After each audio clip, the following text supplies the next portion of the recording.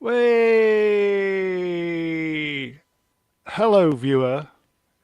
It is Sunday, January the 1st, 2023. Happy New Year, folks. And guess what? No war has been declared yet, so it's a good year so far. So, Happy New Year, folks. I am Santa Brown. I think this will be the last time I'll be called Santa Brown for a while. And I have a bulging sack of goodness that needs emptying for your YouTube pleasure. Indeed. On this evening's stream / podcast, we are discussing the top 10 best moments of 2022. I think that was last year. So I'll just say before we move on, don't forget you can find us here on the YouTube. Or if you prefer your entertainment in the podcast form, you can find us on Spotify. So, as I always say, folks, the cats have not been playing today, so that's the tardiness of our arrival. Sorry, guys. So, as I always say, folks, lots to get through. Shall we get the guests out? Of course we should. Okay, so, first up, he is the backbone of Sunday nights. Hopefully he's sobered up. It is the mighty MatKat. What's up, nerds? Yes, I have there. sobered up. Yeah, hello there. Just a little bit, though. I've been drinking, but not as heavily as last night. I would say Happy New Year, but I think we've already done that. But Happy New Year, sir. Happy New Year. Yeah, 2023. Are you well? I am well. I'm well. How are you? Not too bad. Stressed because the cats are not playing, but family well, are they? Yeah, they're doing good. They're doing good. We had it was a doom and gloom day because it was all because you were sobering up. Yeah, that, and it's just very cloudy outside, so it's very like gray and whenever the sun's not out, I'm all like, oh, this sucks. But yeah, I did about an hour's gardening today, and I just thought, fuck this, went back indoors. So no, right on, yeah. So you're looking forward to this, yes? Absolutely. I always look forward to this. It's always a good time. Okay, so shall we get the next guest out? Absolutely, do it. Okay, second time on the channel. He's from the future. It is Romeo Tango November Zulu. Hey, Happy New Year, Bloeth and Nuefa, Manuel Tausangafo. That's all the languages we speak in our house. So, Happy New Year, everyone. How you doing, buddy? Mr. Brown, I'm great and great. Hey, in just sharp contrast to Matty's grey day of doom and gloom, can I share 10 seconds of sunshine with the chat? Just let me make it's you your big call, screen. Your stream. Bear with me. Go. 10 seconds of sunshine. In landscape, don't forget. Just from the... Oh, look at that. From the future. Here we are, Brett. calling from the future. Oh. Yeah, rub it in. Yeah, That's Southern Hemisphere. 6 months in the future, that'll be you folks. in July. Yeah. Oh. Yeah, 6 months in the future. That'll be you. All right, that's enough. Sorry, didn't want to rub it in too much. So you're looking forward to this, my friend? Yeah, brilliant. Yeah, lots. There are some good moments to talk about. They're sort of so hidden by all the crap that I'd forgotten so many of them. So I can't wait to talk about some of the good stuff. Shall we get the next guest out? I think we should. Oh, yes, please. Okay, and last but by no means least, he is the wise elder of the channel. You know the rest. It is the great mega geek himself, Ian David Diaz. Happy New Year to everyone. Happy New Year. Hello, Ian. Happy New Year. Hi. Are you well, mate? I'm all right. Just wishing the people in the stream Happy New Year, and I hope 20,000 and was it 2,000? 20,023. Is great. 2020 something, yes. Yeah, but we still need the flying cars. There's no flying cars, which is really upsetting me. How many years do we have to go by when we don't have any flying cars? It's so upsetting. But there you go. Perhaps one day, but not in our lifetime. What year was Blade Runner set in? 2019. 2019. And there were November spinners. 2019. And there were spinners. COVID, yeah. And But they didn't have any mobile phones. No, they didn't. And even going way back to what is it, the Jetsons, they had flying cars. Come on, man. Where's the flying cars? There's no flying cars. So annoying. But anyway, move on. Moving on. So you well, yes? I'm okay, yeah. Okay, so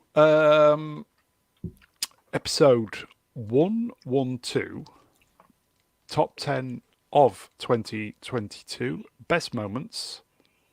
And today is Sunday, January 1st, 2023. Okay, so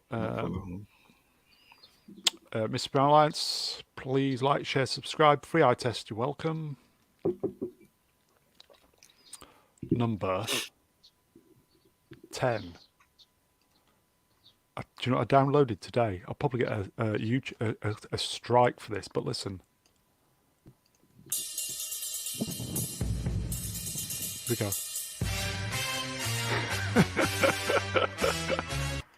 I don't think the Americans 10. will understand that. I don't think the Americans will understand that. But Look who's here, everybody. Who's that? It's Wookie Fever. Hello, sir. Hey, how's it going? Yeah, not bad. You okay? Thanks for stepping in, mate. Appreciate this. Normal technical difficulties beyond my control. You know how it is. Well, we can hear you this time, so that's... Yeah, I know, right? Yeah, so you're good, yes? I'm functional. Good stuff. Happy New Year, pal. Happy New Year, mate. Yeah, Happy New Year, Ian. Happy New Year. Yes. Happy New Year. Happy New Year. Okay, so perfect timing, Wookie. So number 10. Number 10. Secret of comedy. It is timing. Yeah. Okay, so Superman. Somebody actually got that from the cinema because his face is all squiffed. Yeah. so I think we discussed this on the worst, but it was also the best at the same time, wasn't it? I think so. So who would like to go first? I think Romeo should go first because he's a massive Soups fan. I am, and I'll just say a few quick words. Yeah, the cinema that I was in was not terribly full, but when we saw Black Adam, but even in that small cinema in the far-flung bottom of the planet where I live in New Zealand, there was a cheer that went up when Henry Cavill appeared on screen. A cheer went up. There was some clapping.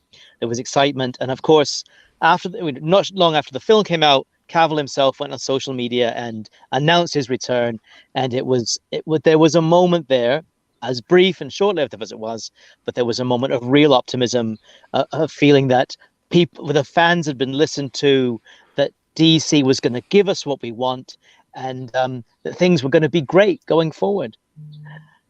Sigh. Right. That's all I can say. Oh, it's all I can say. Yeah, no, I agree. Stream killer. No, Cassie, I agree 100% with Romeo. I cheered when this happened in my theater. I was super excited about it. I think that not having Henry Cavill play Superman is a bad choice. And they took out his cameo in The Flash, which I just go, why? Why would you take that out? Everybody's looking forward to that. It's a bad choice in my opinion, but what are you going to do? We don't make these decisions. Yeah, because we've seen him in this, so why don't they just leave it in the other ones? Yeah, I think crazy. So. Unless if they're that tight on money, they don't want to pay him.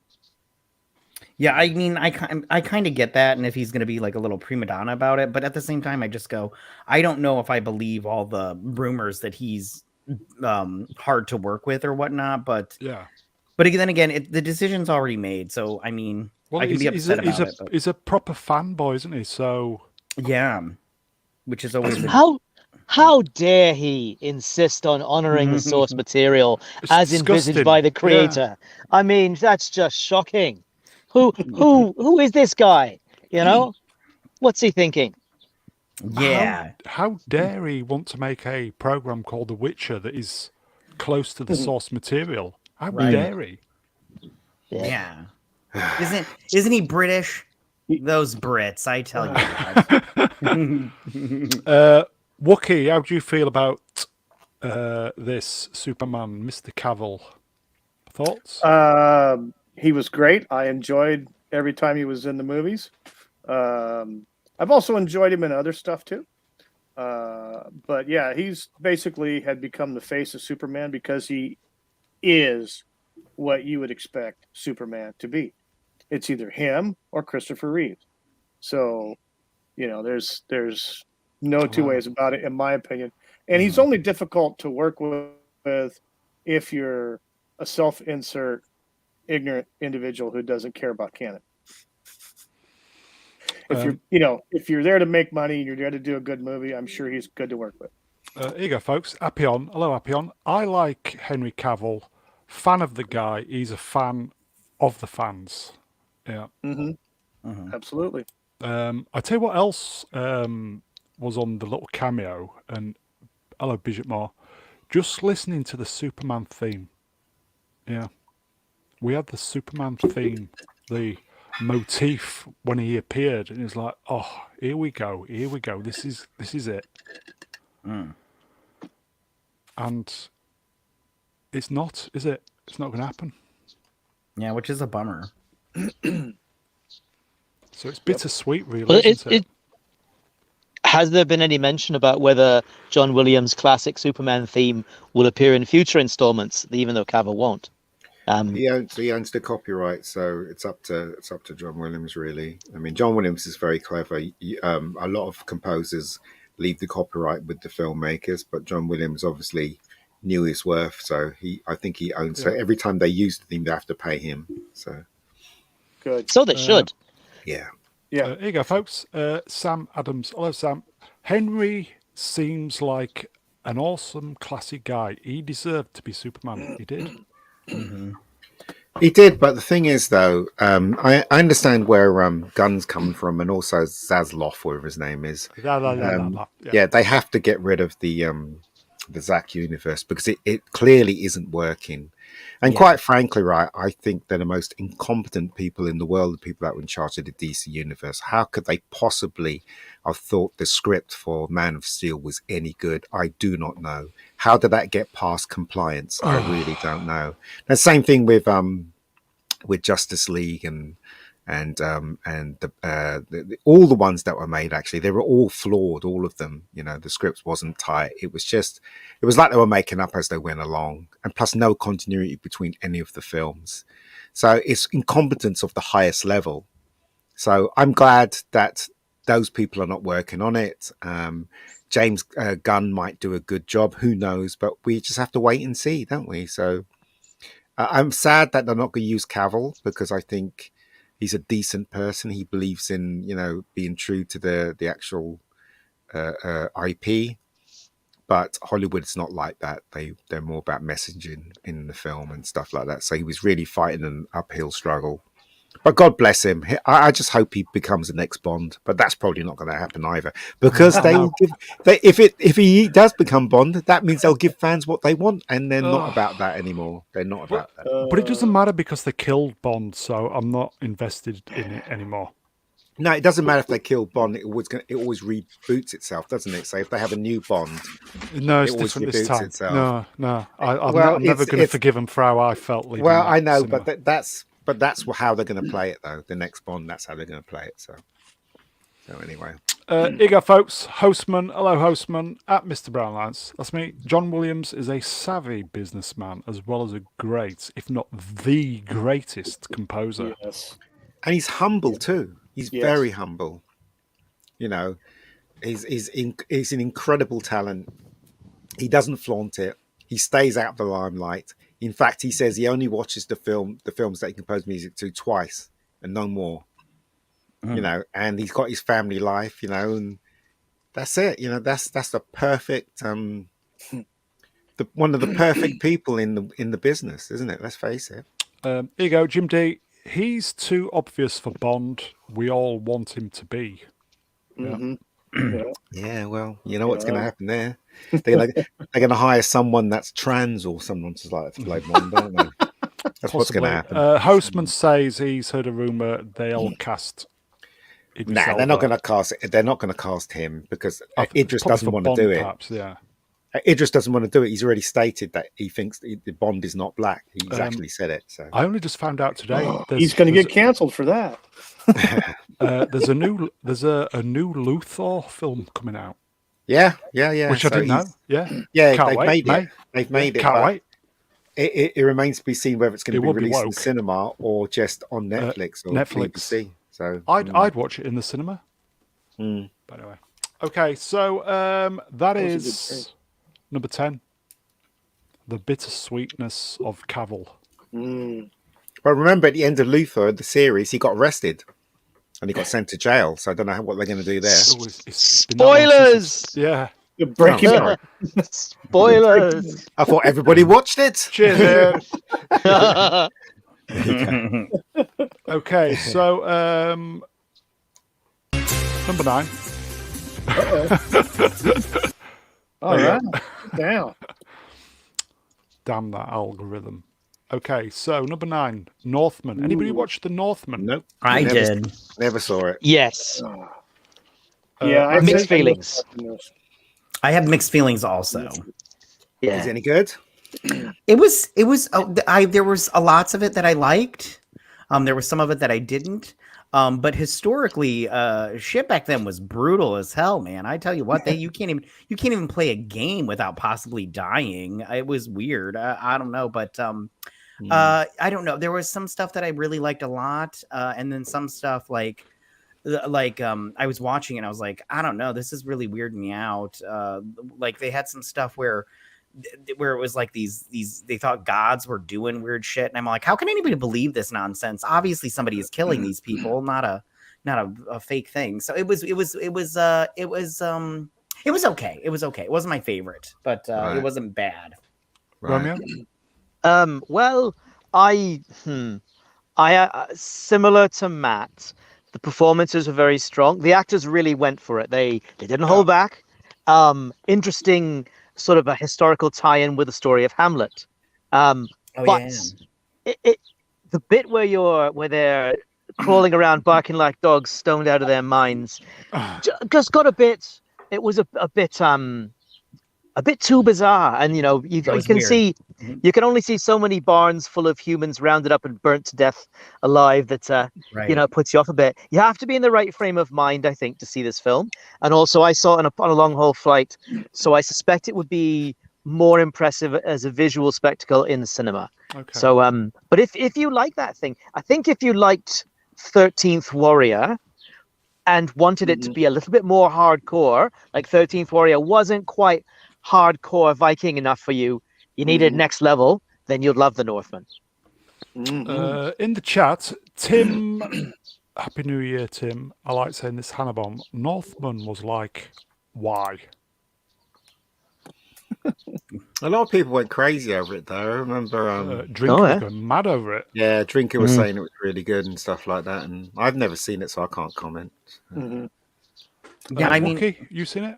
I haven't seen it, but I know I've seen the trailer for it, and it looked kind of, what you'd expect, hardcore, brutal, interesting. I never got the chance to watch it, though. I kind of got the feeling when it came out, people just pleased to see something that resembled a decent film.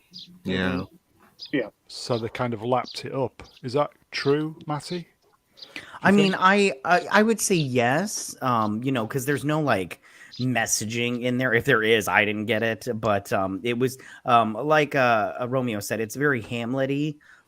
So I mean, but I like, I didn't hate it, but again, and the 13th Warrior, but more hardcore is a great analogy, because I love the 13th Warrior, but I didn't need that movie to be more brutal, and this movie was hardcore brutal at some points in time. And like Romeo said, also there are parts where it gets really weird, and I'm just like, I don't know if I really need to watch this right now. But yeah, I mean, like stylistically, I think it was done well, and again, the acting was really good.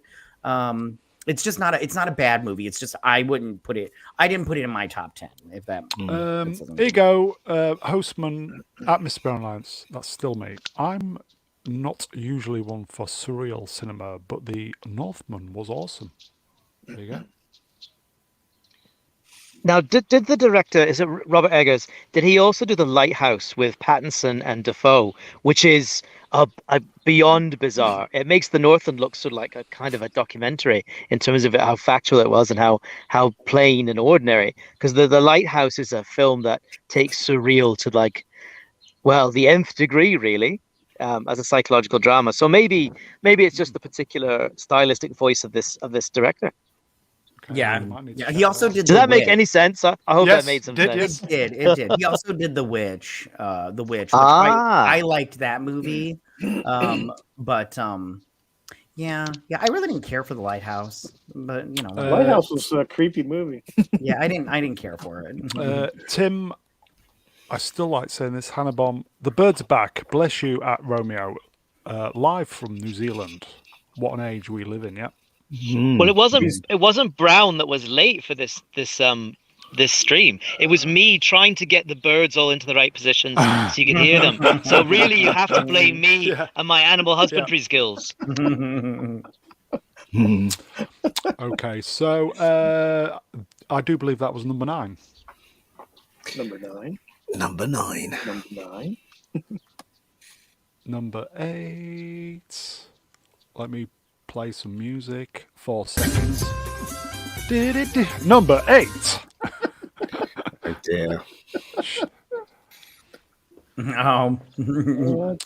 This is where the chat will go mad. This was the death scene from Obi-Wan. The death of the Ned B.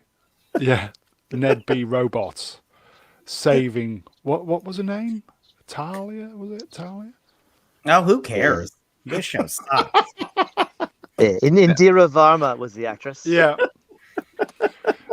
I didn't watch it, so I wouldn't Good know. for you. And I didn't think this death was all that crazy. I didn't care about this robot. I know everybody wants to be all like, this robot died. And everything. I hate. I'm glad he died. Droid lives matter, Matt. Droid lives matter. Are you being droid? You being droid phobic? Very much. He's being droidist. Yeah, fuck those. He's a droidist. Yeah, droid phobia is alive and well on the stream. Yeah, 100%. Oh, terrible. So, here you go, Jim D. Calculon. Franco, rest in peace, Calculon. Nope. I hope he's resting in unpeace or whatever the opposite of peace is. Pieces. DLM will be at your door soon. I say bring it on. DLM, they'll spill some oil on your front step. That's fine. No. That's fine. Droid lives matter.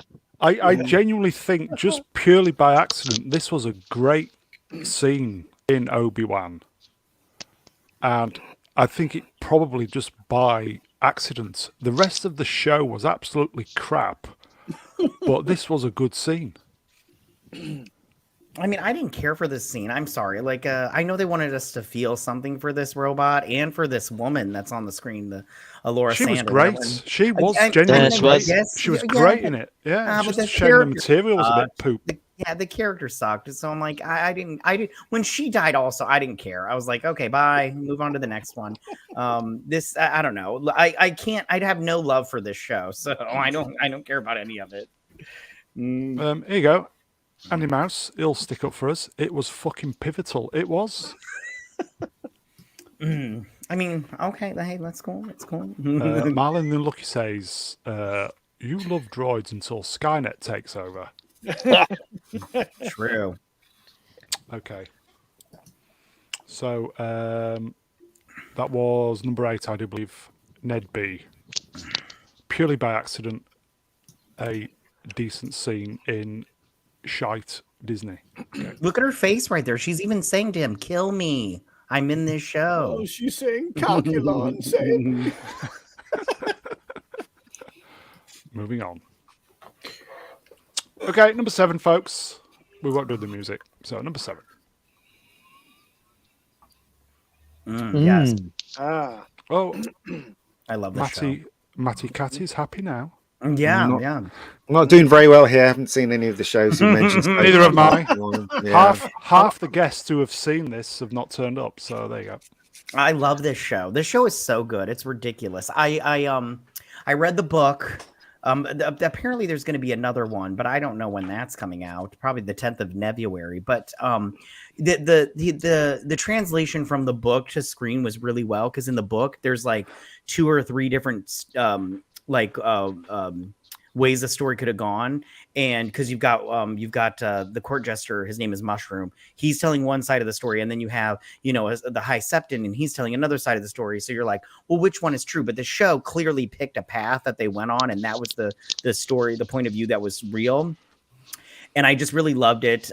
They moved a little bit too fast for my taste, though, but I feel like they did that because they weren't sure if they were going to get a season 2. But the acting was fantastic. I didn't like the aging up of the actresses. I thought the 2 actresses that played the younger versions, I felt like they did a better job than the ladies that did. The lady and the whatever they is coming off as, I don't know. Anyways, than the older people did. But the show is so fantastic. I loved it. Yeah. Nobody expected this to be any good. No. I even love Matt and that Patty. Patty Constantine. Fantastic. Yeah. Except he's kind of being snubbed in terms of awards. Hopefully, he gets nominated. But and Matt Smith, I personally I thought Matt Smith was a bad choice when they announced it, because I was like, oh, he's not hot enough to be the Targaryen guy, Daemon. But he did a good job. He was chewing up scenery like nobody's business. Loved him. I just love this show. Can't wait for season 2. You just say cunt very well, though, doesn't it? That shit, right? Matt Smith could have made Morbius watchable. Oh, right on. Well, I actually liked Morbius. So you know what? I actually enjoyed it too. And what surprised me, I was expecting that to be, kind of a plate of dog crap, but it wasn't bad. Yeah, it was enjoyable rubbish. Right on. Ooh, American using the word rubbish. Excellent. Here you go. Malington Lucky, I love this. And then Appion, my favourite show of the year. Yeah, it's my favorite show of the year too. Tim's talk. Hello to me. House of the Dragon was dope.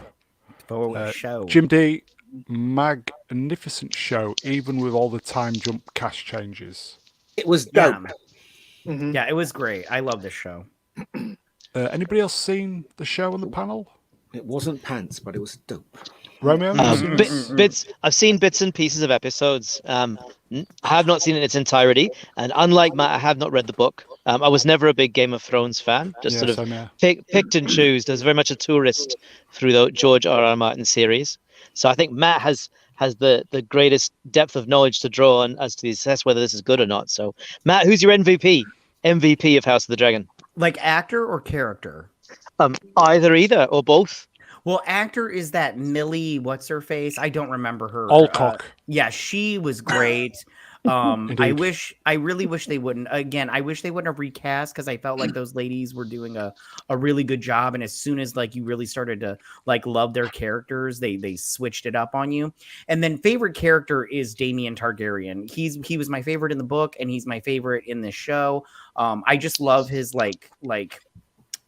at one moment he's crazy and you don't know what to expect from it, and the other moment he's just I don't give a shit kind of mentality, and it's just very much I really liked him a lot. So, but we'll see. It might change in season 2. You never know. Here you go, Franco. Atmosphere Alliance tells me streaming TV channels are killing choice. If you can't afford to sub to them, you miss out.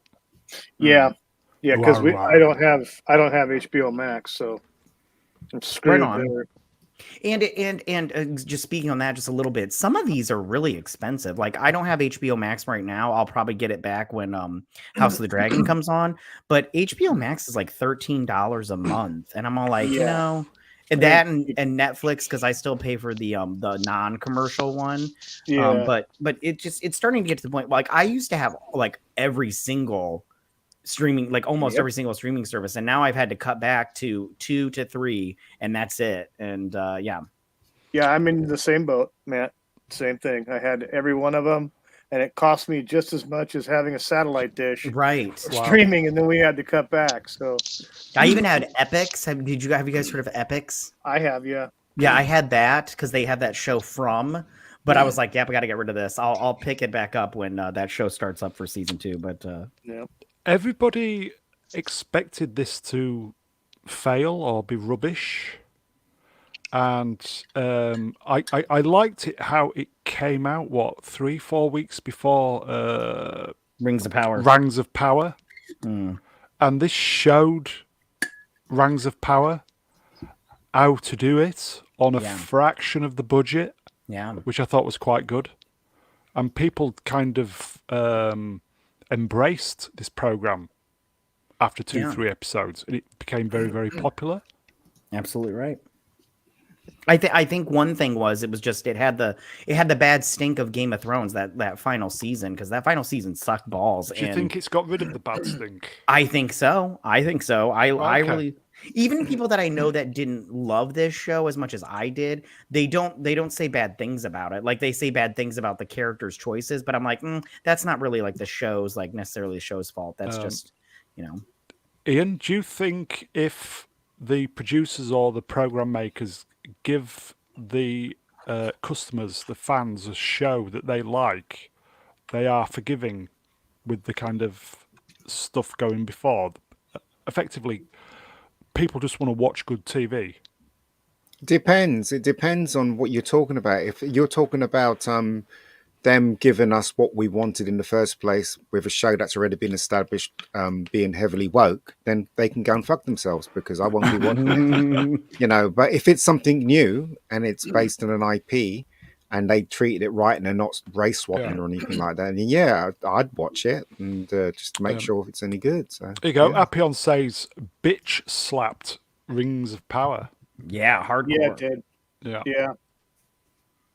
It did, yeah.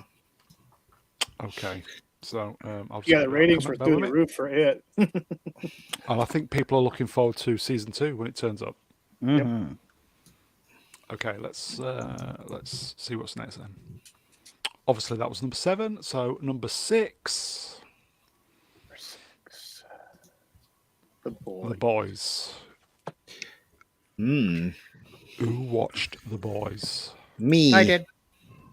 Yep. Ian, do you want to go first this time? What did you think Bits- of this? bits and pieces. I really liked the third season. I thought the second season was slightly woke. I mean, a lot of people were saying it was woke big time, but it wasn't really woke big time. Yes, you had the girls beat up the other girl at the end, but I thought this one was really over the top when it came to silliness and I liked it, and gross stuff as well, which is right up my street, really. I mean, so, and also, you know, it obviously taking the piss out of Captain America and this as well and stuff like that. You know, all worked very, very well. And I'm still interested in the characters. I fell in love with the I can't remember her name, the Chinese girl. The female? Yeah, what's her name? I can't remember her name. Kiku? Kimiko. There we go. Kimiko. Very nice. I kind of gravitated towards her because she's very compassionate, and even though she had all that power, she was, you know, very cares about her friend and stuff like that. So I kind of gravitated towards her. I kind of got off the young fella that is it Tom Hanks's son or someone's son? That you actually no, it's not Tom Hanks. Dennis Quaid. Dennis Quaid's son. Yeah, Howie. Yeah, because he kind of turned into a bit of a fuckwit, doesn't he? Really, let's face it. Well, he's getting his balls back again, though. Yeah, a bit towards the ending, but still, he was still a bit soft and, you know, listening to his girlfriend and stuff like that. That's just slight woke creeping in there, but you know. But apart from that, I enjoyed it immensely. and I watched it every week and made sure that I It's great. I loved it. kept up with it. Yeah, I recommend it. Here you go. Atom Gray, season 2 made me uninterested in season 3. Does that mean you've not watched it? It probably hasn't, but the thing is, though, season 2 wasn't as woke as everybody said it was. I said only towards the ending where all the girls kicked the crap out of the other girl, which is kind of, and also it was taking the mickey out of woke as well, because it had all those when they were making the films and stuff like that. So I feel that they were trying to please everybody, probably. Yeah, well, I don't know, but as I said, people like Gary and the rest of them found it very. They just kind of slagged it, saying it was completely woke, which I kind of disagree with them. Basically. Well, I did think season. Sorry, go ahead. I was just going to say, Bishop Moore, enjoyed The Boys. Not a strong season, but fun. Matty? Well, I was just going to say, I did think season 3 was a little bit. I thought it was just as woke as season 2. Really? I felt like, I felt like the Homelander and his crowd, his little sycophants were very Trumpian-esque, like the MAGA crowd and everything. Like they were talking about conspiracy theories and all this stuff. And but obviously, Matt, we don't get that because we're British, and the old Trump thing goes way over our head. So right on, yeah. But I did, however, liked the stuff they did with Soldier Boy, which was completely different from the comics. Really good, yeah. My only thing now is just I have no idea where they're going to end this. I know. Because I thought they could end it like they did in the comic books, but with the way some of the characters turned out, I'm like, I don't think they can do it the same way. But we'll see. They, and I do have to say, I wish they would give the boys powers like they do in the comic books, because without powers, I'm just like, why don't they just kill them? That's what I would do if I was Homelander. I would just take them out one at a time. I don't understand why he's like, well, because they know his secrets. So what? But also the fact that it's such a huge success. The Americans are like that. When it's a huge success, they want another season and another season and another season until it dies. But the difference between the American series and British series is that British series knows when to stop. But the Americans, they just keep to, if it's a success. Season 4's in production. I'm sure I read somewhere that it's going to stop at 5. Which is a good place to stop. Yeah, well, hopefully. I think there's another 2 seasons in this, as long as it's as good or if not better than season 3. Yeah, I think they could probably get another 2 seasons. Romeo, have you seen The Boys? I have, and I have sort of a quite maybe a slightly controversial take on it, because I have very mixed feelings.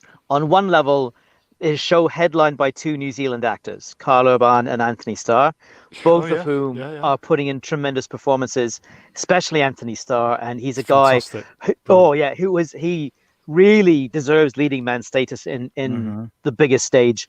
Saw his work on Banshee. He was legendary on New Zealand.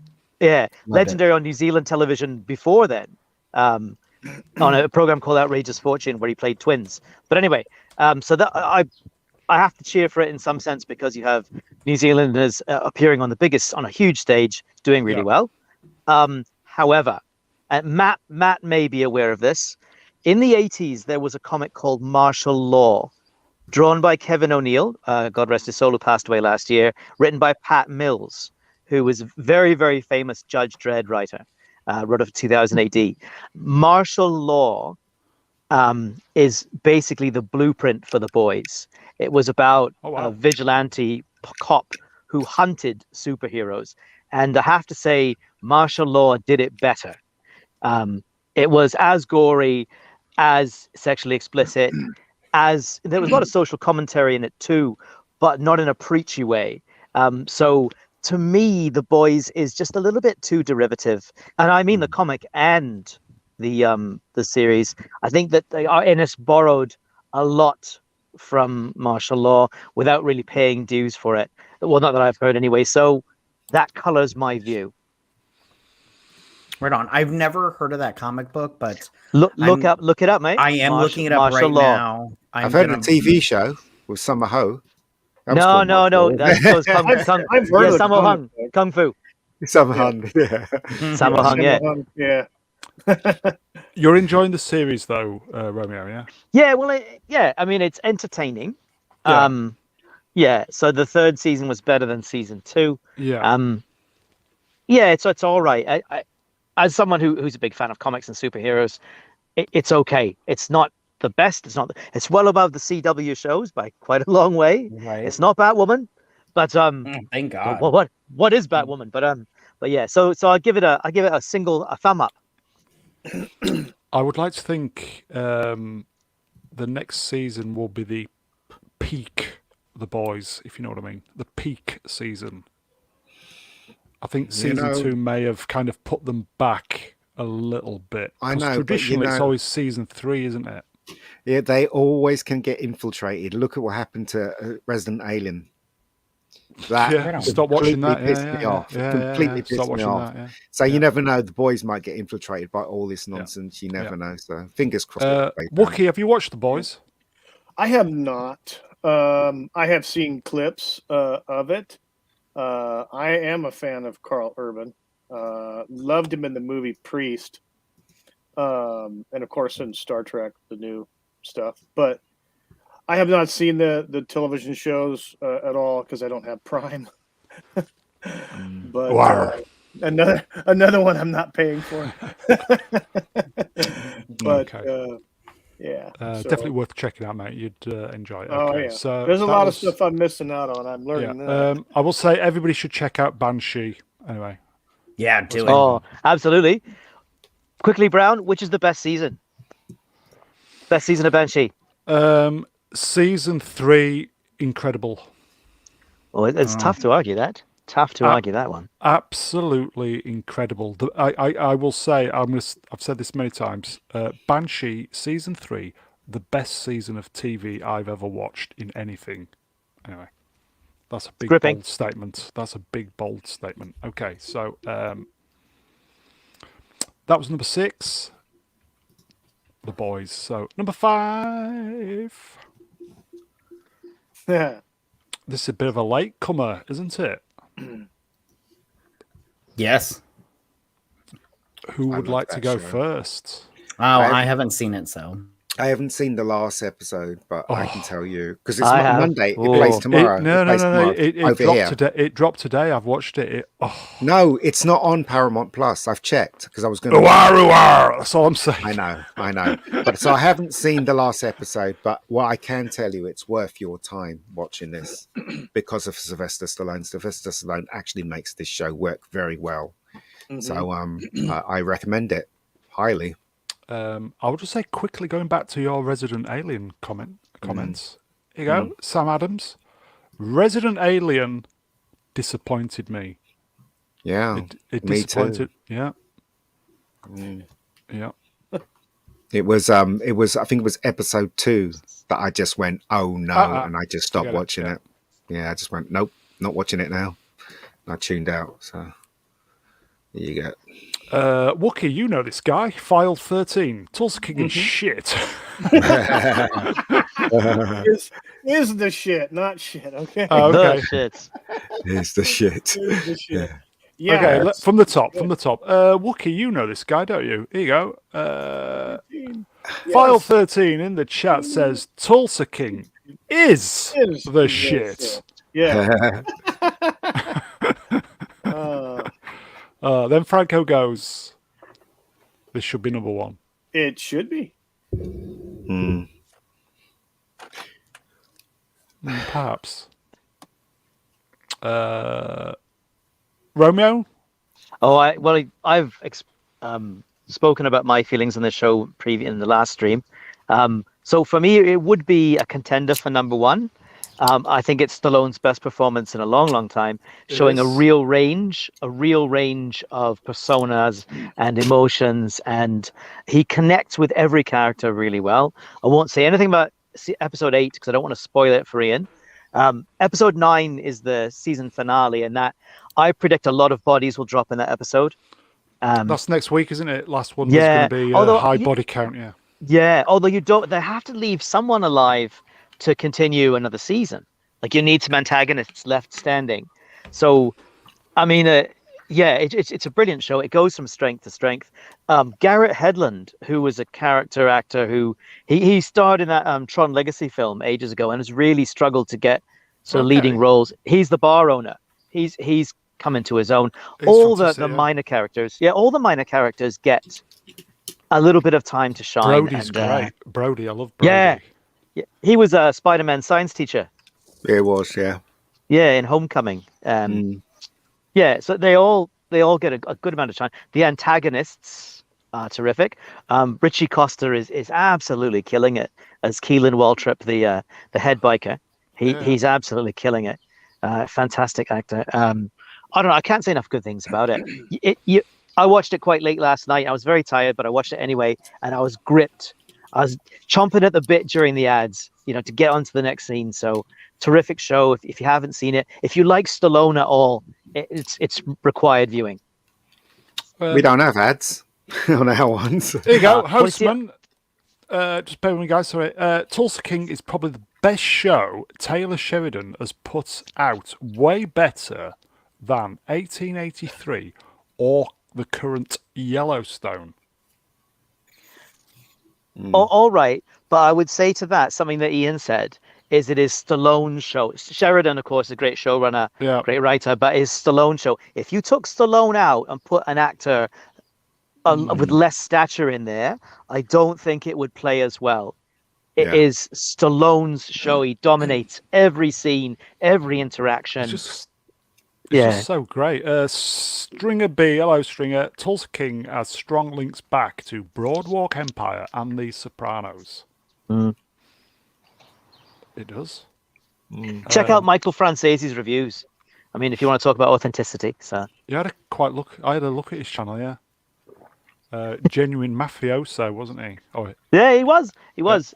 Some great stories on there. Some pretty scary ones too. Wookie, have you seen Tulsa King? Are you going to check it out?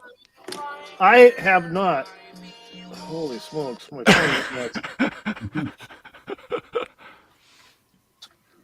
Kermit the Frog there. No, yeah, I have not, but I'm definitely going to binge watch it here soon because we just got Paramount Plus. So, oh, excellent. The last episode is next week. Fan. It's the only good thing. It's the only good thing to watch on Paramount Plus, actually. I mean, I do watch the reruns of Dexter because I think Dexter's brilliant. But apart from that, that was a great show. That was a great series. Yeah, nothing really. Really look closely. No, it was the first thing I did when I woke up this morning. Sought the latest episode of Tulsa King out, and it did not disappoint. I will say again, the episodes are too short though. Just as you got getting into it, it's finished.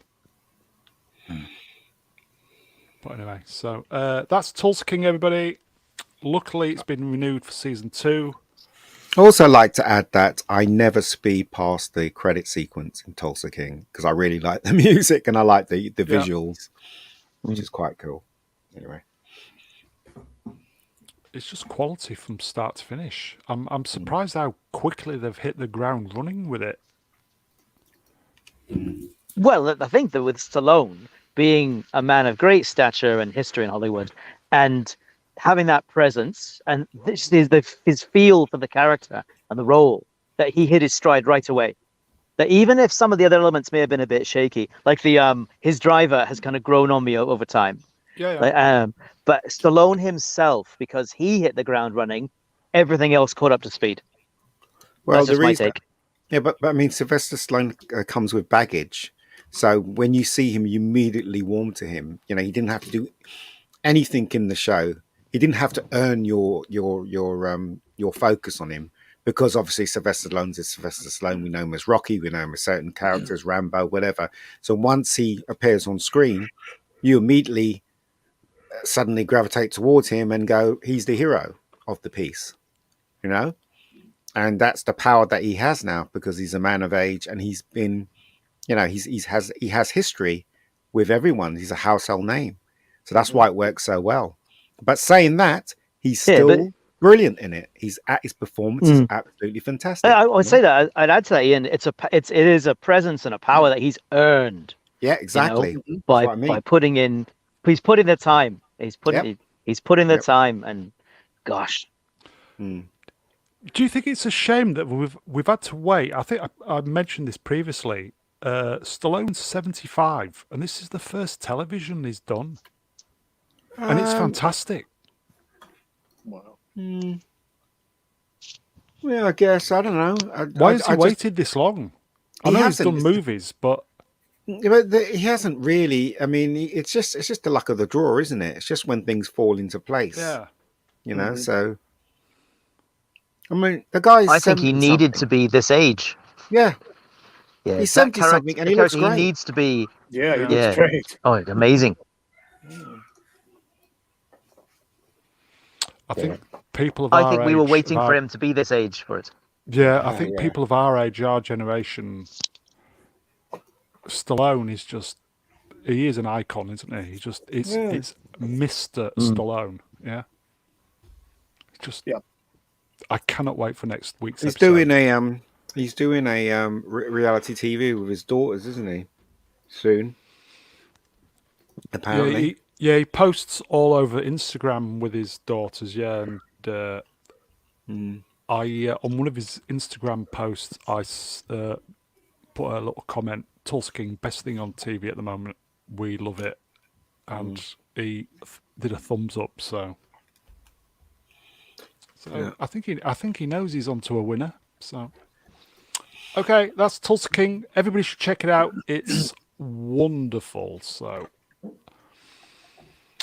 that was number 5. Number 4. Here we go. Oh, Better Call Saul. Talk about excellence. Excellence of the highest level. Better Call Saul is. I did not see it. What? No, it is. You know, I don't. You know, there are some people that don't like it. I mean, a lot of people say it's too slow. You know, the characters are not likable and stuff like that. But you have to understand, if you've watched Breaking Bad, you'll get Jimmy right away. So I think that's what we're counting on. But even if you don't get Jimmy and you start watching it and give it a chance, you will end up liking this guy, because Bob Odenkirk is a brilliant actor and a brilliant comedian as well. So, and also the fact that the filmmakers, they treat it like a movie. So there are some fantastic shots in this series, Like a movie. like a movie. Like a real movie. A real You can go to movie. the movies to see the movie. Oh, wait, don't take the piss, because It's you like guys Harry call the Styles is here. cinema theatre. No, I was making fun of Harry Styles because that's what he did during the movie. It's like you go to the movies to I'm see gonna a spit movie, on you, a mate. real movie. All right, go ahead. There you go, MC. Hello, MC. Happy New Year, MC. He's been here from the beginning as MC. Hello, mate. Bob Odenkirk is great. He is. He is. You're warm to him. He's really. Seriously, I can't say enough about this show. I love the way it ended. I'm not going to give that away. The whole series ended. I love the way it ended because it was very right for the character. I love the idea that you see something from the future and then you go backwards in time. I like the idea how the characters connected to Breaking Bad. You know what I mean? Before, and get to learn more about Mike and stuff like that. Mike's story is excellent on this. Mike is absolutely excellent Brilliant. in this. He's a bloody hero, that guy. Do you know what I mean? But yeah, we know how he ended because of Breaking Bad. But you know, same. Here you go, Hagara. Hello, mates. Breaking Bad was always overrated for me, so never bothered. Yeah, you're absolutely right. Season 1 and 2 was just mediocre at best, but when it kicked off with season 3, when you know they had directions to go with the character and stuff. So from season 3 onwards, it is great TV. It really is. Better Call Saul season 4, 5, and 6. Just fantastic. That character's so appealing, though, isn't he? Jimmy's character. It went a little bit. Season 3 was very, very disappointing. But from that moment on, once Gus Fring and all the dealers started getting involved, it just got better and better, and such a good program. I think you should try it again. Yeah, it is just really good. As I said, the photography in it's freaking amazing, and I said the way they shoot it is really good as well. So any of the panels seen it? I have not seen the show. As a tourist, I checked out particular bits and pieces of it. Tried to watch the finale, got through bits of it. I like the ending, Yeah. but I try and avoid. I try and avoid legal dramas because I had sort of a short not a career as a legal lawyer, drama. amongst other things. No, well, it's a more of a legal drama than She-Hulk is, but Yeah. yeah. Oh, But I God. wouldn't class it as So- a legal drama personally. I think it's more about the lives of the It is. characters that are involved, more so than the actual There, standing in that's fair. court That's and fair. trying to win a case, that kind of thing. So, but what's interesting about it, right? And I don't want to go on about it too much. What's interesting about it is that everyone wanted to be loved in this show. I mean, Jimmy wanted to be loved by his brother. His brother thought he was a con man and didn't deserve to be a lawyer. His girlfriend loved Jimmy, but she was getting sucked into his ways, and then that kind of destroyed her career. Do you know what I mean? And that kind of thing. It's all people that were lost, even though they were in positions of power, even though they were making a lot of money. They were all lost. They all didn't know who they were. And the only person that knew who he was and tried to ignore it and tried to be a model citizen was Jimmy. And in the end, Jimmy had to revert back to who he really was, which kind of dominoed effect on everyone.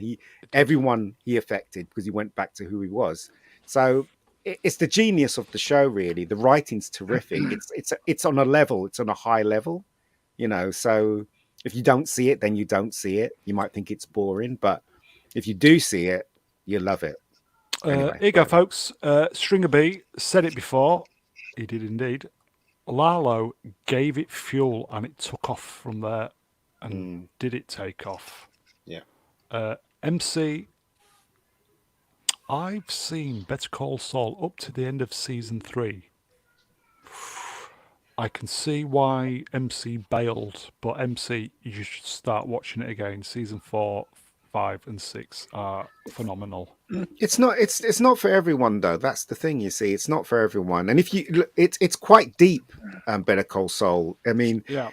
There are lots of scenes in there with just like things that point where it's going, but people at a low level, they don't notice it. A lot of people just want to eat their burgers, go to a 9-to-5 job, and watch sports. That is the majority of people that in America, I guess. Maybe I'm generalization there, but that's what people want. They want easy shows to watch. Do you know what I mean? Better Call Saul has more of a depth to it, and if you can see it. I Then take you can see offense it. to that because I eat burritos. I'm sorry. I'm sorry. So there you go. Wookie, is this another one to watch? Have you watched it or? Unfortunately I have not, but I used to watch all the trailers for the shows. I've never watched Breaking Bad, so I never really had any interest in watching Better Call Saul. But it does look good. I mean. And of course, that actor Odenkirk is great in Nobody. Yeah, he's terrific. He just plays himself. I agree. Ian, question: if Wookie was to watch Breaking Bad and Better Call Saul, should he watch Better Call Saul first? Nah. No, it doesn't make a difference. He should. You know what? Skip the first 2 seasons of Breaking Bad. Just get into the 3rd season. You'll understand what's going on, I reckon, and then you'll be pulled in. Better Call Saul, I guess you can start with season 2. You'll get things pretty fast, but it is more. Better Call Saul is more deeper than Breaking Bad, in my opinion.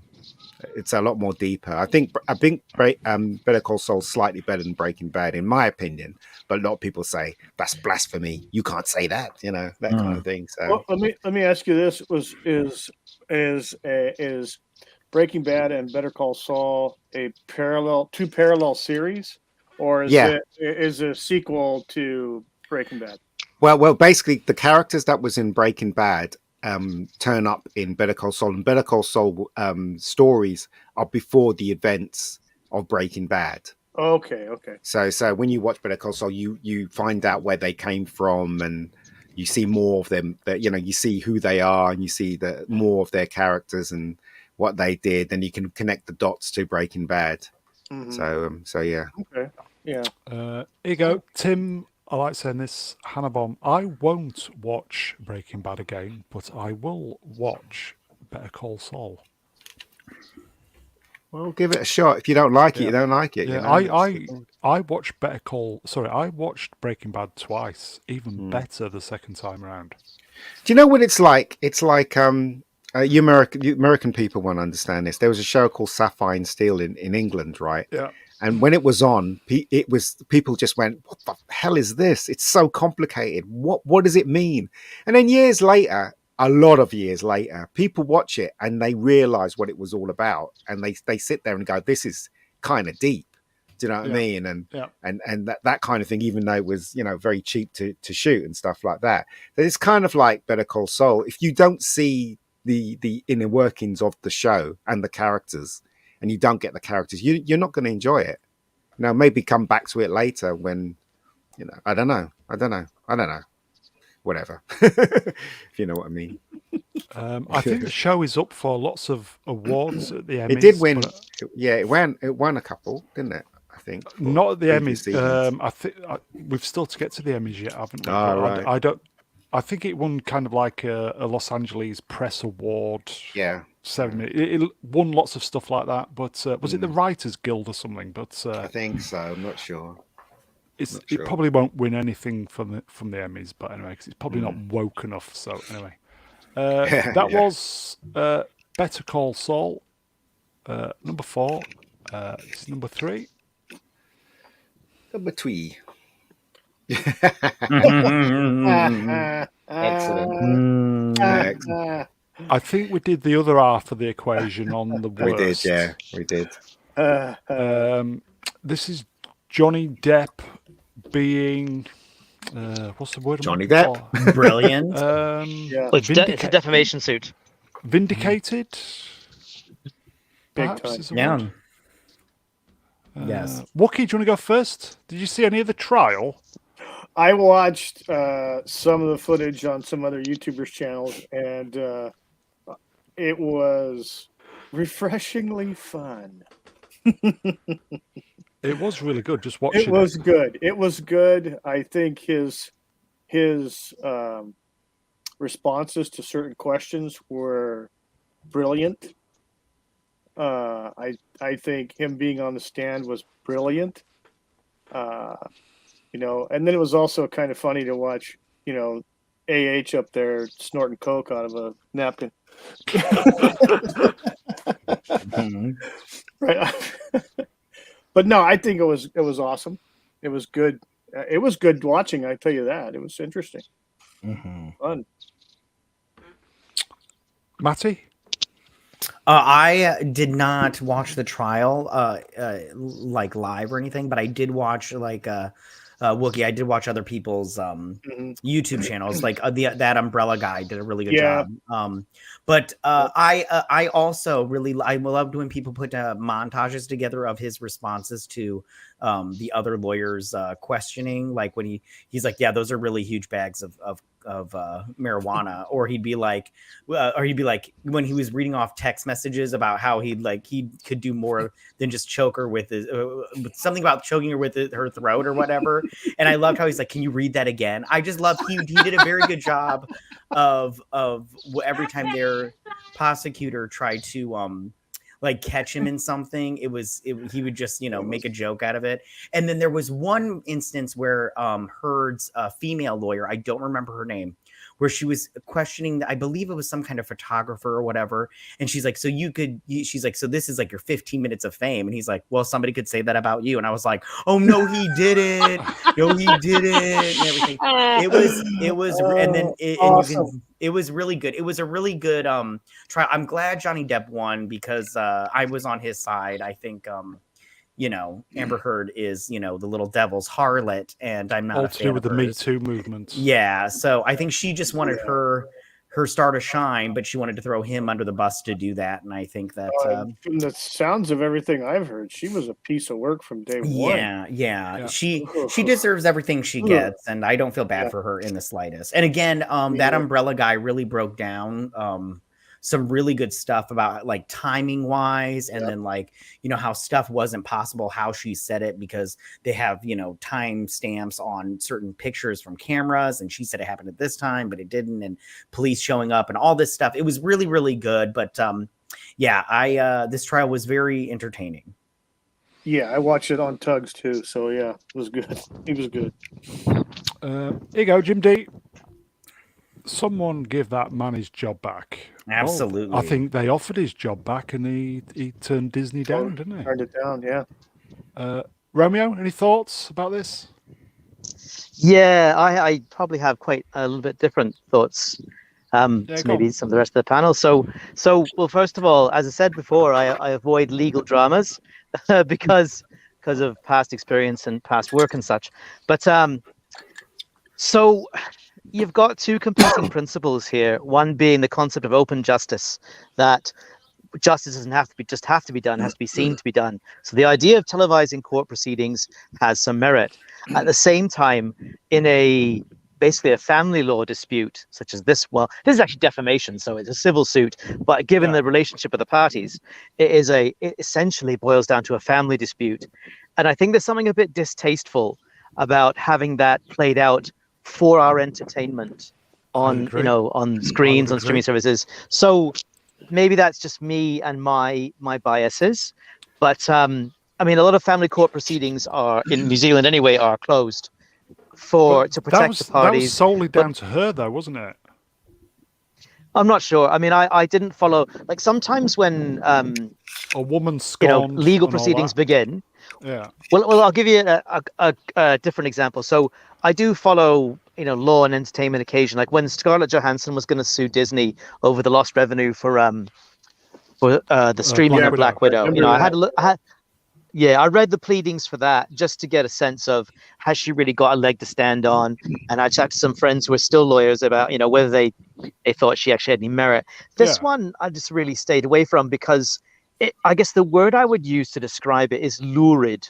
It's not a particularly, it's neither of them are particularly nice people. Exactly. Yep. Amber Heard in this case, there's more of a sense of moral outrage about her behavior because she's so disingenuous. She's fabricating accusations about a man who's very, very flawed already, although he was quite candid about that.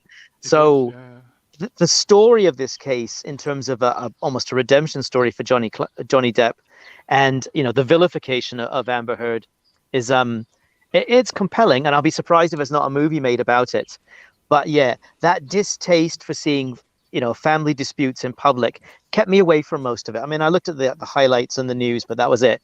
So that's sort of my thoughts on it. I must admit, I really did get into it at some point. Here you go. Fair enough. File 13. I watched every single hour of this case because I am a law major, but it was crazy to know his dogs take human-sized poops on his bed. Oh, right. Yeah. Well, File 13 is about to learn about a new term, if he's a law major, the words judgment proof, which is what's going to happen in this case. Amber Heard's going to turn out to be judgment proof, but well. Depp let her off with the total fine, didn't he? I think she only had to pay $1 million because he knew she didn't have the money. Nice of him. Yeah, nicer than I would have been. Her fees, though, her legal fees would have been, I mean, because he could ask, usually in the civil suits, when you win, you can ask for a contribution to your legal costs. So that he didn't, pursue costs against her. If he didn't, that's very magnanimous of him, because most people would. But her own legal fees would have been, I imagine, exorbitant for that particular type of proceeding. Goodness gracious. Yeah, crazy. I just don't think it just wasn't very nice from the ground up, as it were. They should have just sorted it out behind closed doors. I just think, as I said, a woman scorned. I don't know what she was trying to prove. But women are like that, though, aren't they? Well, a lot of women are like that. And men are like that too. Not to the extent that women are, though, especially in Hollywood. That was an issue, yes. It's just, I'm glad he won. I mean, as somebody said, I can't remember who said it, but they're both as bad as each other. But I think that it was right that Johnny Depp won because he wasn't lying, she was. You know what I mean? So fair is fair. I mean, he was pretty much just, raked over the coals for just accusations with no real clear evidence, except for the fabricated stuff that she came up with, which was easily proved to be fabricated. But her dog was stung by a bee, you guys. But also, the woman out of Marvel as well kind of wrecked his career, didn't it? So he was quite right it that screwed him out of a lot of money. It screwed him. As to, here you go, folks. Scottish Celts. She proved she can't act or cry, for that matter. Yeah. Right. Here you go, Billy Bob. Hello, Billy Bob. The whole thing was a farce. Moving on. Yeah. I suspect it'll make a good movie one day, though. I suspect someone will dramatize it. Don't say that too loud, please. Oh yeah, they could do it on that TV show. Feud. Yeah. Here you go. Cutter. Hello, Cutter is asking the tough questions. Amber Heard, would you, drunk or sober? Yes. She did look hot in those films, didn't she? Before she became a douchebag, but yeah.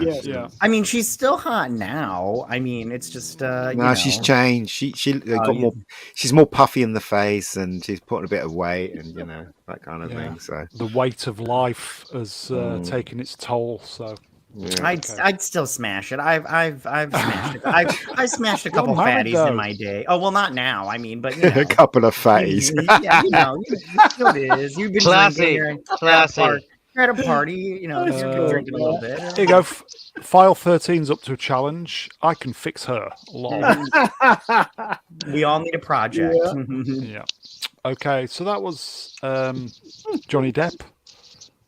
Justice for Johnny, and he got it. He did get it. Yeah, that was number 3. So it's nice. Number 2. Can anybody guess what number 2 is? Is that when you go poo? That's number 2, isn't it? Yeah.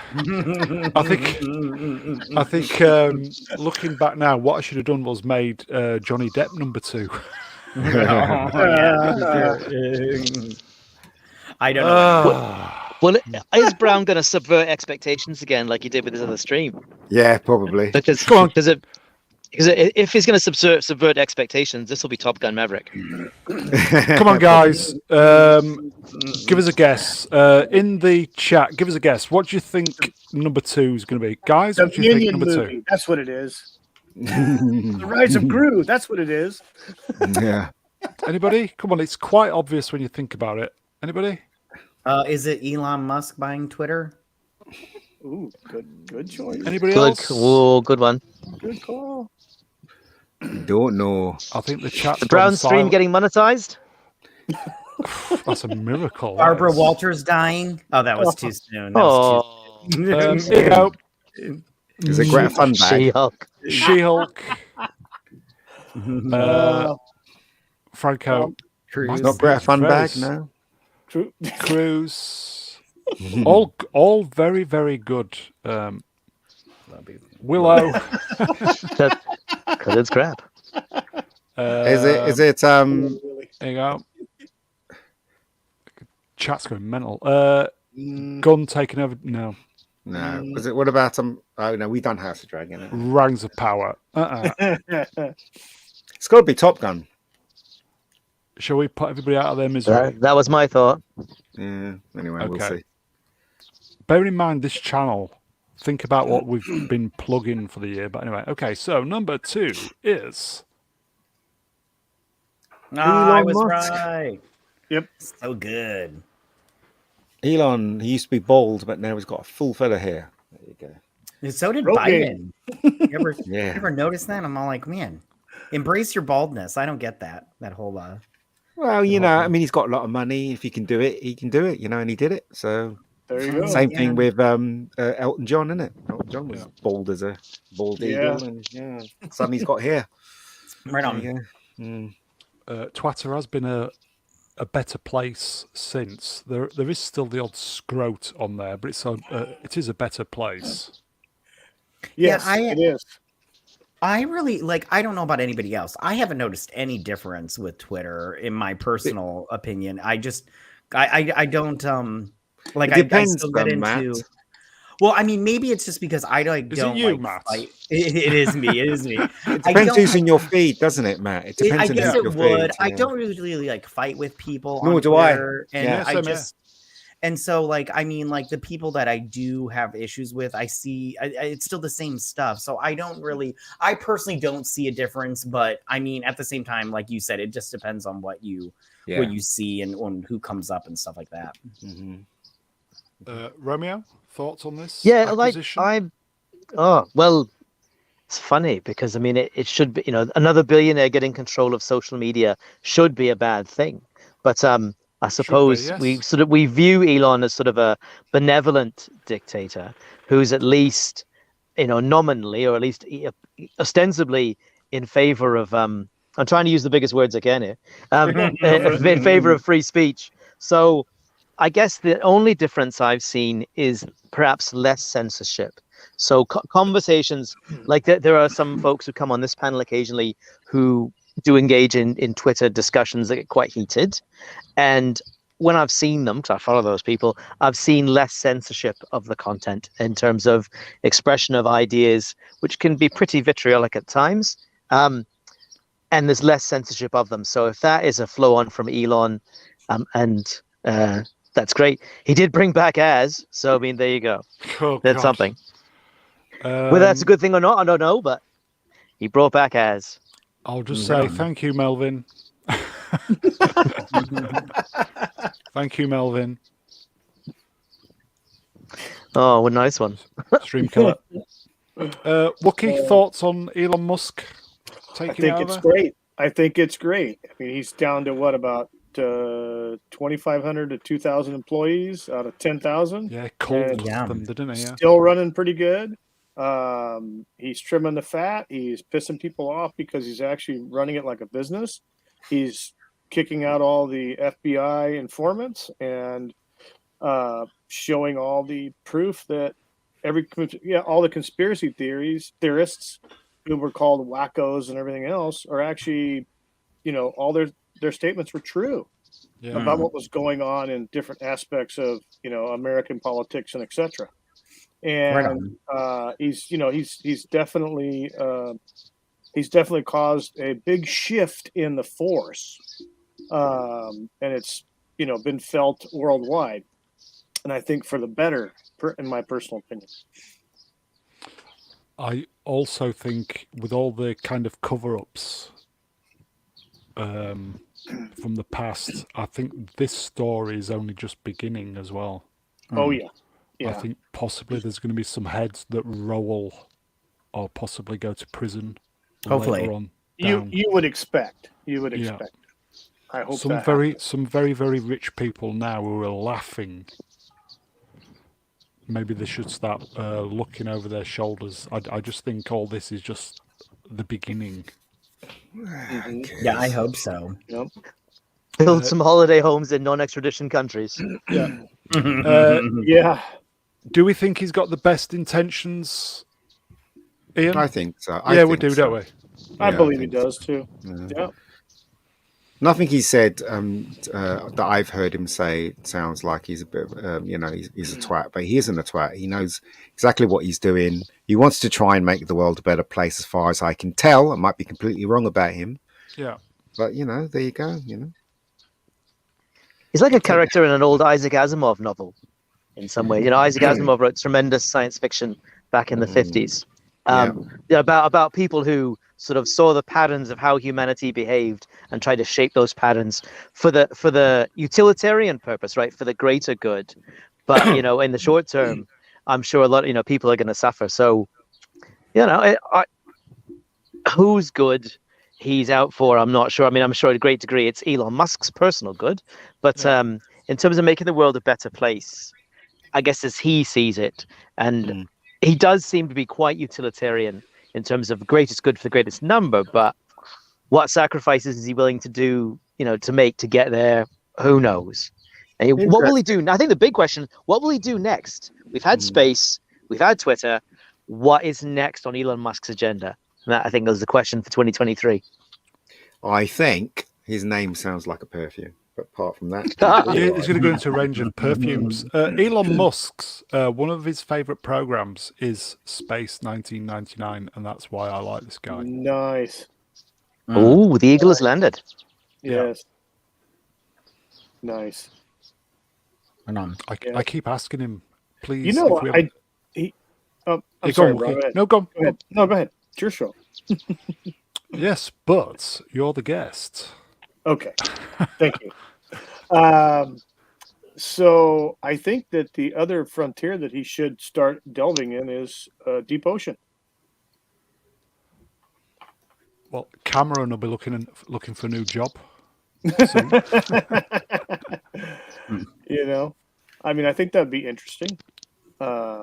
There's, hundreds of thousands of miles of ocean, or tens of thousands of miles of ocean that's not really been explored at all. So, just a thought. Here you go, folks. Jim D, he'll build it up and sell it on. That's the business model for huge media acquisitions. Yeah.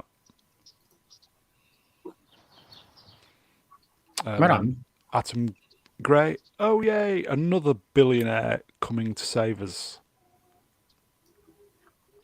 I think this billionaire is more genuine, though, than the rest of them. Hoping. Here's hoping. Yeah. File 13 has thrown a link to his channel in the chat. He's just started, so give the fellow a sub, and let's hope he can start doing some good YouTube stuff. So there you go, File 13. Check his channel out. Okay, so that was number 2. Before we do number 1, can I do a super chat, please? I meant to do some beginning, but I forgot. Okay, so George Watkins for £5 UK. Allegedly, that's real money. Good evening, Mr. Brown and Co. What advice would you give to somebody who wants to start doing film reviews on YouTube? Cheers and Happy New Year. Matty, do you want to try answering that one? What do you think? Well, I think that what has worked for me, what I see. Well, first off, you need to be yourself, and sometimes that can take a long time. Yeah. Me personally, when I started out my YouTube channel, I was just throwing everything out there until I figured out what I wanted to do and what I like to do the most, and you do that. Second off, consistency is the best thing. If you are covering a show and that show comes out on Wednesday, you post your video on Wednesday, or you can do it Thursday, but you try to get it out as fast as possible. YouTube, speed is the name of the game. So unless you're a really big YouTuber and you do video essays where your stuff takes a lot of time and effort, but it's really, really well thought out and good, then you can get away with not being regular and just posting whenever you can or whatnot. But I think consistency is the biggest thing. And I think quality is also good.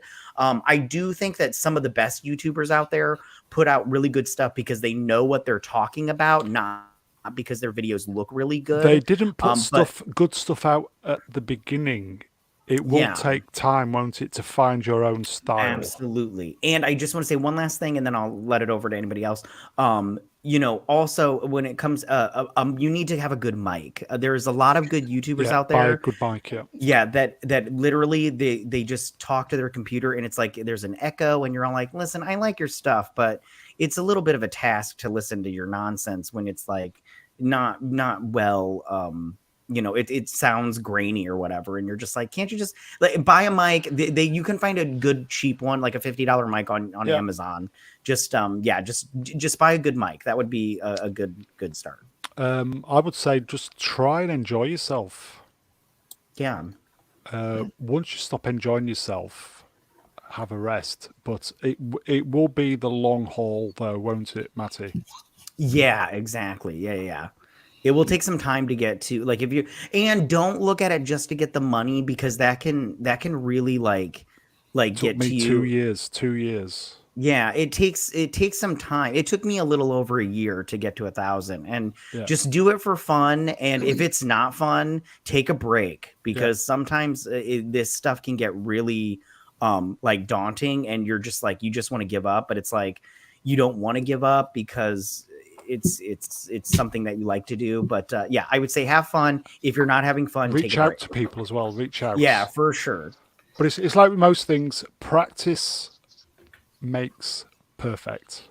So good luck, Make George. some ink, I guess. May I ask a question from No. to Matt? May I ask Matty a question? Yeah, do it. And anybody, because I'm not really a YouTuber. I just create content mostly for my own enjoyment. Same to here. practice my Welsh. But Matt, do you think that it's worthwhile, as well as the formula you described sounds really good?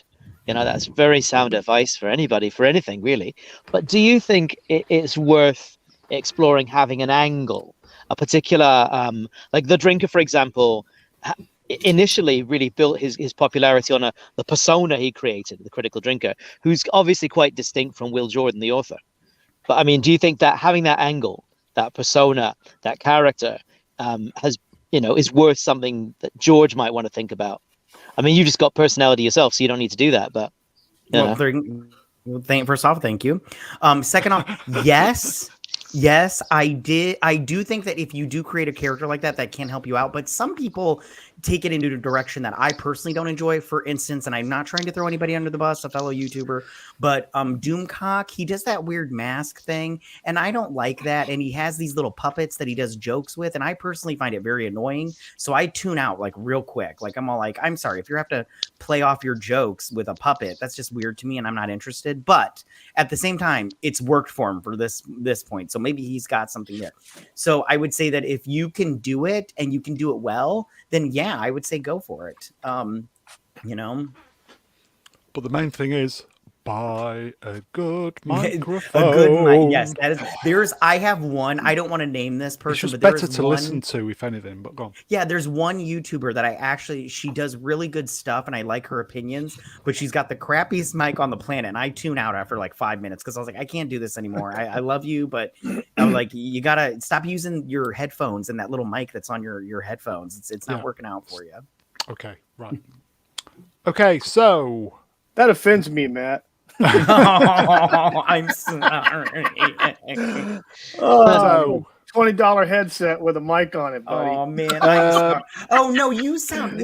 I'm talking about you know the ones that you go jogging with and you talk on your phone with. It's like one of those.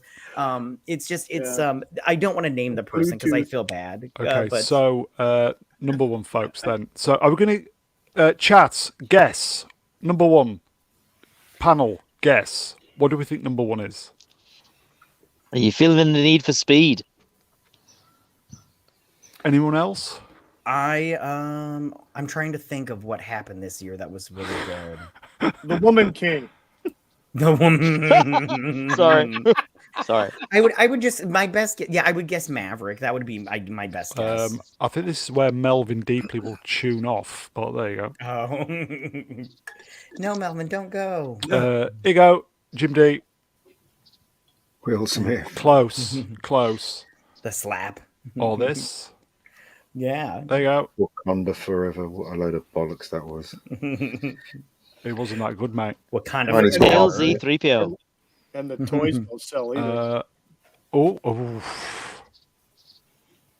Wow. Yeah, She-Hulk was fantastic. It was. I loved it.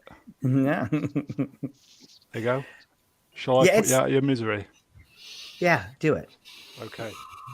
So, number one moments of this year on this channel, in our opinion, is drumroll.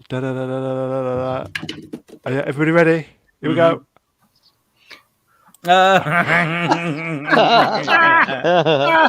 Expectations subverted. Oh, shit. How the fuck did that get in there? Oh, shit.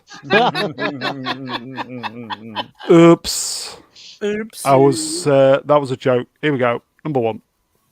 Of course. Well, love for Tom Cruise. What a surprise. Man Crush. Tom Cruise. Professional. No, it's not a man crush. It's a professional crush. Professional crush. Yeah, he's a professional.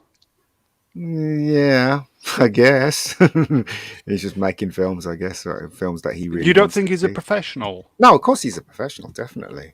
But I'm just saying that He's one of the last true professionals in Hollywood. I think. Not really. There's still a load of good filmmakers out there, but I still would say that this film was entertaining. Sorry, Melvin. But it wasn't as great as everybody, is saying that it is. I think the only reason why they're saying it's great is because there was hardly any good stuff out, this year, and this one was the one that everybody wanted everybody wanted to see, didn't they? So, they wanted the male hero, the male white hero in a film. They still want to see that stuff. They still want to see good-looking women, and Hollywood's Jennifer going the Connelly. other way. Oh. Yeah, she's gorgeous in the film, So they and people still want to see heroes win at the end and survive. So yeah. Here you go. In the chats. Baldwin. Oh. Is he going to get arrested, or is he? No, I don't know. Because it's gone quiet, isn't it? It's gone quiet. Appion, I'm going to watch Maverick right after this stream. I watched the first one today. I'm ready. Good man. Yeah, the first I one's love bad, in my opinion. I didn't like the first one at all. Oh, it's so good. You stop that right now. When they're in the ocean and they've got the green stuff all floating down, he's like, oh God, stick with me, and you're all like, oh, stick with him. Oh God. Talk to me, Goose. Yeah, exactly. Oh, it's so good. It's so good. Matty, you liked Maverick, yes? Oh yeah, Maverick was fantastic. I saw it in the second time I saw it was in that D box thing where they moved the chair around. Yeah, it was so good. Water at you. Yeah, it was really, really good. I really liked this movie a lot. It had like nostalgia in it. Plus, I thought it was a good movie all around. It wasn't like an Oscar winner or anything like that, but it was definitely a good movie. And I really liked it a lot. I hope that they don't ruin it by making another one. So I do appreciate Tom Cruise staying healthy and being fit so that he didn't look like a blob. He wasn't fat and bloaty for this sequel, which was, let's face it, it's more than 10 years since the first one, isn't it? So I appreciate that a lot. Usually, you should see the pictures from Beverly Hills Cop, the next one with Eddie Murphy. You're thinking, why? Yeah. Do you know what I mean? Why didn't that man go to the gym? And it's the same thing with Bad Boys as well with, what's his name? Lawrence. He just bloated out, didn't he? The director should have said to him, go to the bloody gym. I know, it's awful. Yeah. They just let themselves go so much. Yeah, that's why they didn't have Kelly McGinnis in that's right. McGillis, because she, she let herself go. And then she was like, they won't let me in this movie because they're sexist. Well, you kind of look like Jabba the Hutt, honey. So you go. File 13, I watched Top Gun Maverick for the first time yesterday. I was wrong about this film. What? In other words, you thought it was shit. Is that it? Romeo, have you seen? Yeah, I've seen it twice. Once for myself, once for my wife. She really enjoyed it. I really enjoyed it too. I think that everything that Ian and Matt said is correct. I mean, this is not in of itself a great film on its merits. It is a good film. It is a very enjoyable film, and it basically gives people what they want. And Tom Cruise has been explicit about that. So his messaging around the film as well, surprisingly, has been quite effective. Isn't that amazing? For the fans. You publicize, I'm actually doing this for the people watching the film, and it works. What a shocker that is. Right. I mean, it's quite derivative. The film, it borrows 1.5 billion. It borrows a lot from Star Wars. I mean, it does. But it's all the damn good fun. It is. Yeah. It is good fun though, and I think that it received the monetary success that it deserved. And good on Tom Cruise. I mean, the film I'm looking forward to next year the most is the next Mission Impossible installment. Oh, yes. I mean, have you seen the videos of that stunt he's doing where he drives off the cliff? And the guy's doing that at 60. Six times as well. Six times on the bike. Unbelievable what he's doing. Base jumping from that height, which is dangerous as it is. But and then he's jumping out of the plane saying thanks for Top Gun. But he doesn't. He doesn't have a life. That's the problem. That's the reason why he's focusing on making movies. He really. I'm serious. This man Well, does not do have any a of life. us? He basically he lives to make movies and stuff. It's good for us, but it must be bad for him. Do you know what I mean? Well, how many times he's been married 4 times, so Yeah, exactly. I guess so. Yeah. So Yeah. you know, and he is top of his career chain. That's definitely what's happened here. But as I said, there's still a lot of good filmmakers out there that is not trying as hard as him. Do you know what I mean? So I, as we've said many times, irrespective of what you think of him, you know, with his Scientology malarkey, he is a professional, and I think maybe people have kind of realised, especially this last year, that he is a great filmmaker and maybe underappreciated. No, he's appreciated. I think with Mission Impossible is going to do very, very well purely off the back of this and his love for the fans. It's going to end in a cliffhanger. Yeah, because it's part 1, isn't it? And next yeah, one, it's going to make Dead $1 Reckoning billion. part 1. Yeah. So I'm not looking forward to that because I don't like cliffhangers in movies. But you know, we'll see. I'm pretty sure it's going to be really really exhilarating. It's action. going to be fantastic. They're doing James Bond better than James Bond. Yeah, don't talk about James Bond. I hate him. Here you go, Frankie Zen, automatic for the people. The girl I was out with at New Year's loved Top Gun Maverick. Think she's a keeper. You know what? I saw Top Gun Maverick in an IMAX in England, and then I went to Dallas with my sister, and I didn't realize how the Americans look at Top Gun compared to the UK people. When I went to see it in Dallas and came out of the cinema, there were all people talking about it. One guy, I was queuing up to go for a piss, and one guy came up to me and he said, "Hey, what do you reckon of the film? It's absolutely brilliant, wasn't it?" You know, to the Americans, it means something completely different to patriotic, isn't it? To the British. So I can understand why it made a lot of money in the States, because it speaks to the Americans more so than any other country. But that's just from a British point of view, if you know what I mean. Wookie, you're American. Did you see this? No, but in response to Ian, damn right. Yeah. Yeah. Now, I think the marketing was brilliant with this movie. No, I have not seen it, unfortunately. I've seen the trailer several times. I've seen other clips, and I've listened to reviews. It's on Paramount Plus. It's well, there we go. Yeah, You can see it for free on Paramount Plus. If you watch it on Amazon, you have to pay.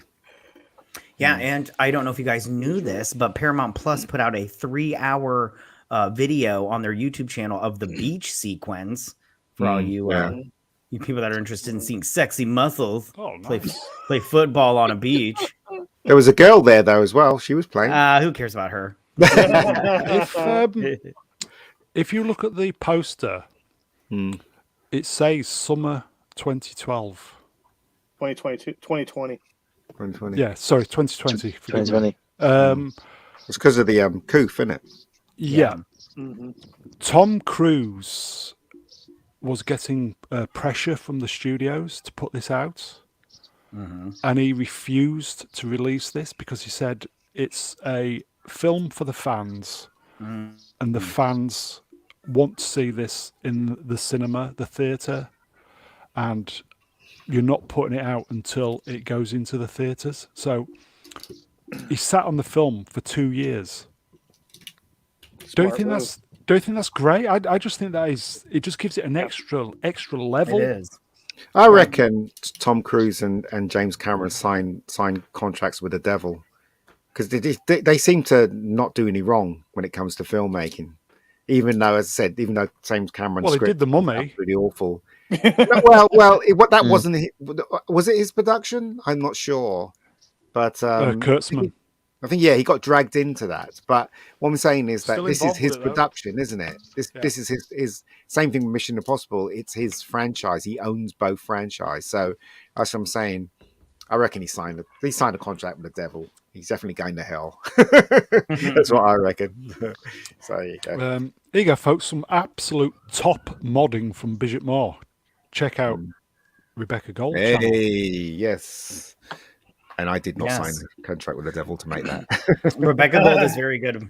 I will test it I will out. say every time I watch this film, Mm. I'm fighting the tears back, especially with the Val Kilmer scene. Really? Val Kilmer. Mm-hmm. You're fighting Yeah. the tears back? Oh, Well, you don't. I just, oh man, this. I know it sounds a bit gushy, but this film speaks to me. And when I watched it in the cinema, I was like welling up, as it were. And every time I watch it on the computer, I just love this film. I just think it's so fantastic. really? Yeah. Oh well, okay. Doesn't make it wrong, Ian. No, I'm not saying that. I'm just amazed that you feel that way about If we it. if we don't. all liked the same thing, Exactly. it'd be No, I'm not having a go. very boring. I'm not having a go at you, Ian. I know, think I know. It's very good. I that know. you like this film. I genuinely just fucking love this film. Wasn't I it Tom Cruise that got Val Kilmer to do the scene? Yes, it was. Because Val Kilmer hasn't done anything in years since he, Yeah. came down Yeah. with throat stuff. So Yeah. that was great on Tom to get him to come back Yeah. just for a little bit. Oh goodness, I'm sorry. My family's making noises. That's all I right, would we can't hear it. just We say, can't hear going back to the summer 2020 stuff, maybe because we had not seen, because we'd been locked in for God knows how long, Mm-hmm. and we went to see this, and it was just like, yes. Yeah, remember Tenant came out, didn't it? And then that flopped big time. Yeah. And because it wasn't a very good film. That's why. It was, You couldn't understand anything. Yeah, They were all, it was- "Hey, guys, go around to the left." You're like, what do you say? What do you say? It was a complicated mess, wasn't it? So, Yeah. everybody thought that was going to be the big hit because I think it came out straight after When You Can Leave Your House, and then it was out in the cinema. I went to see it in the cinema, and I was so disappointed with it. I was like, "What the fuck is this all about?" Me too. Because he Yeah, doesn't. but, yeah.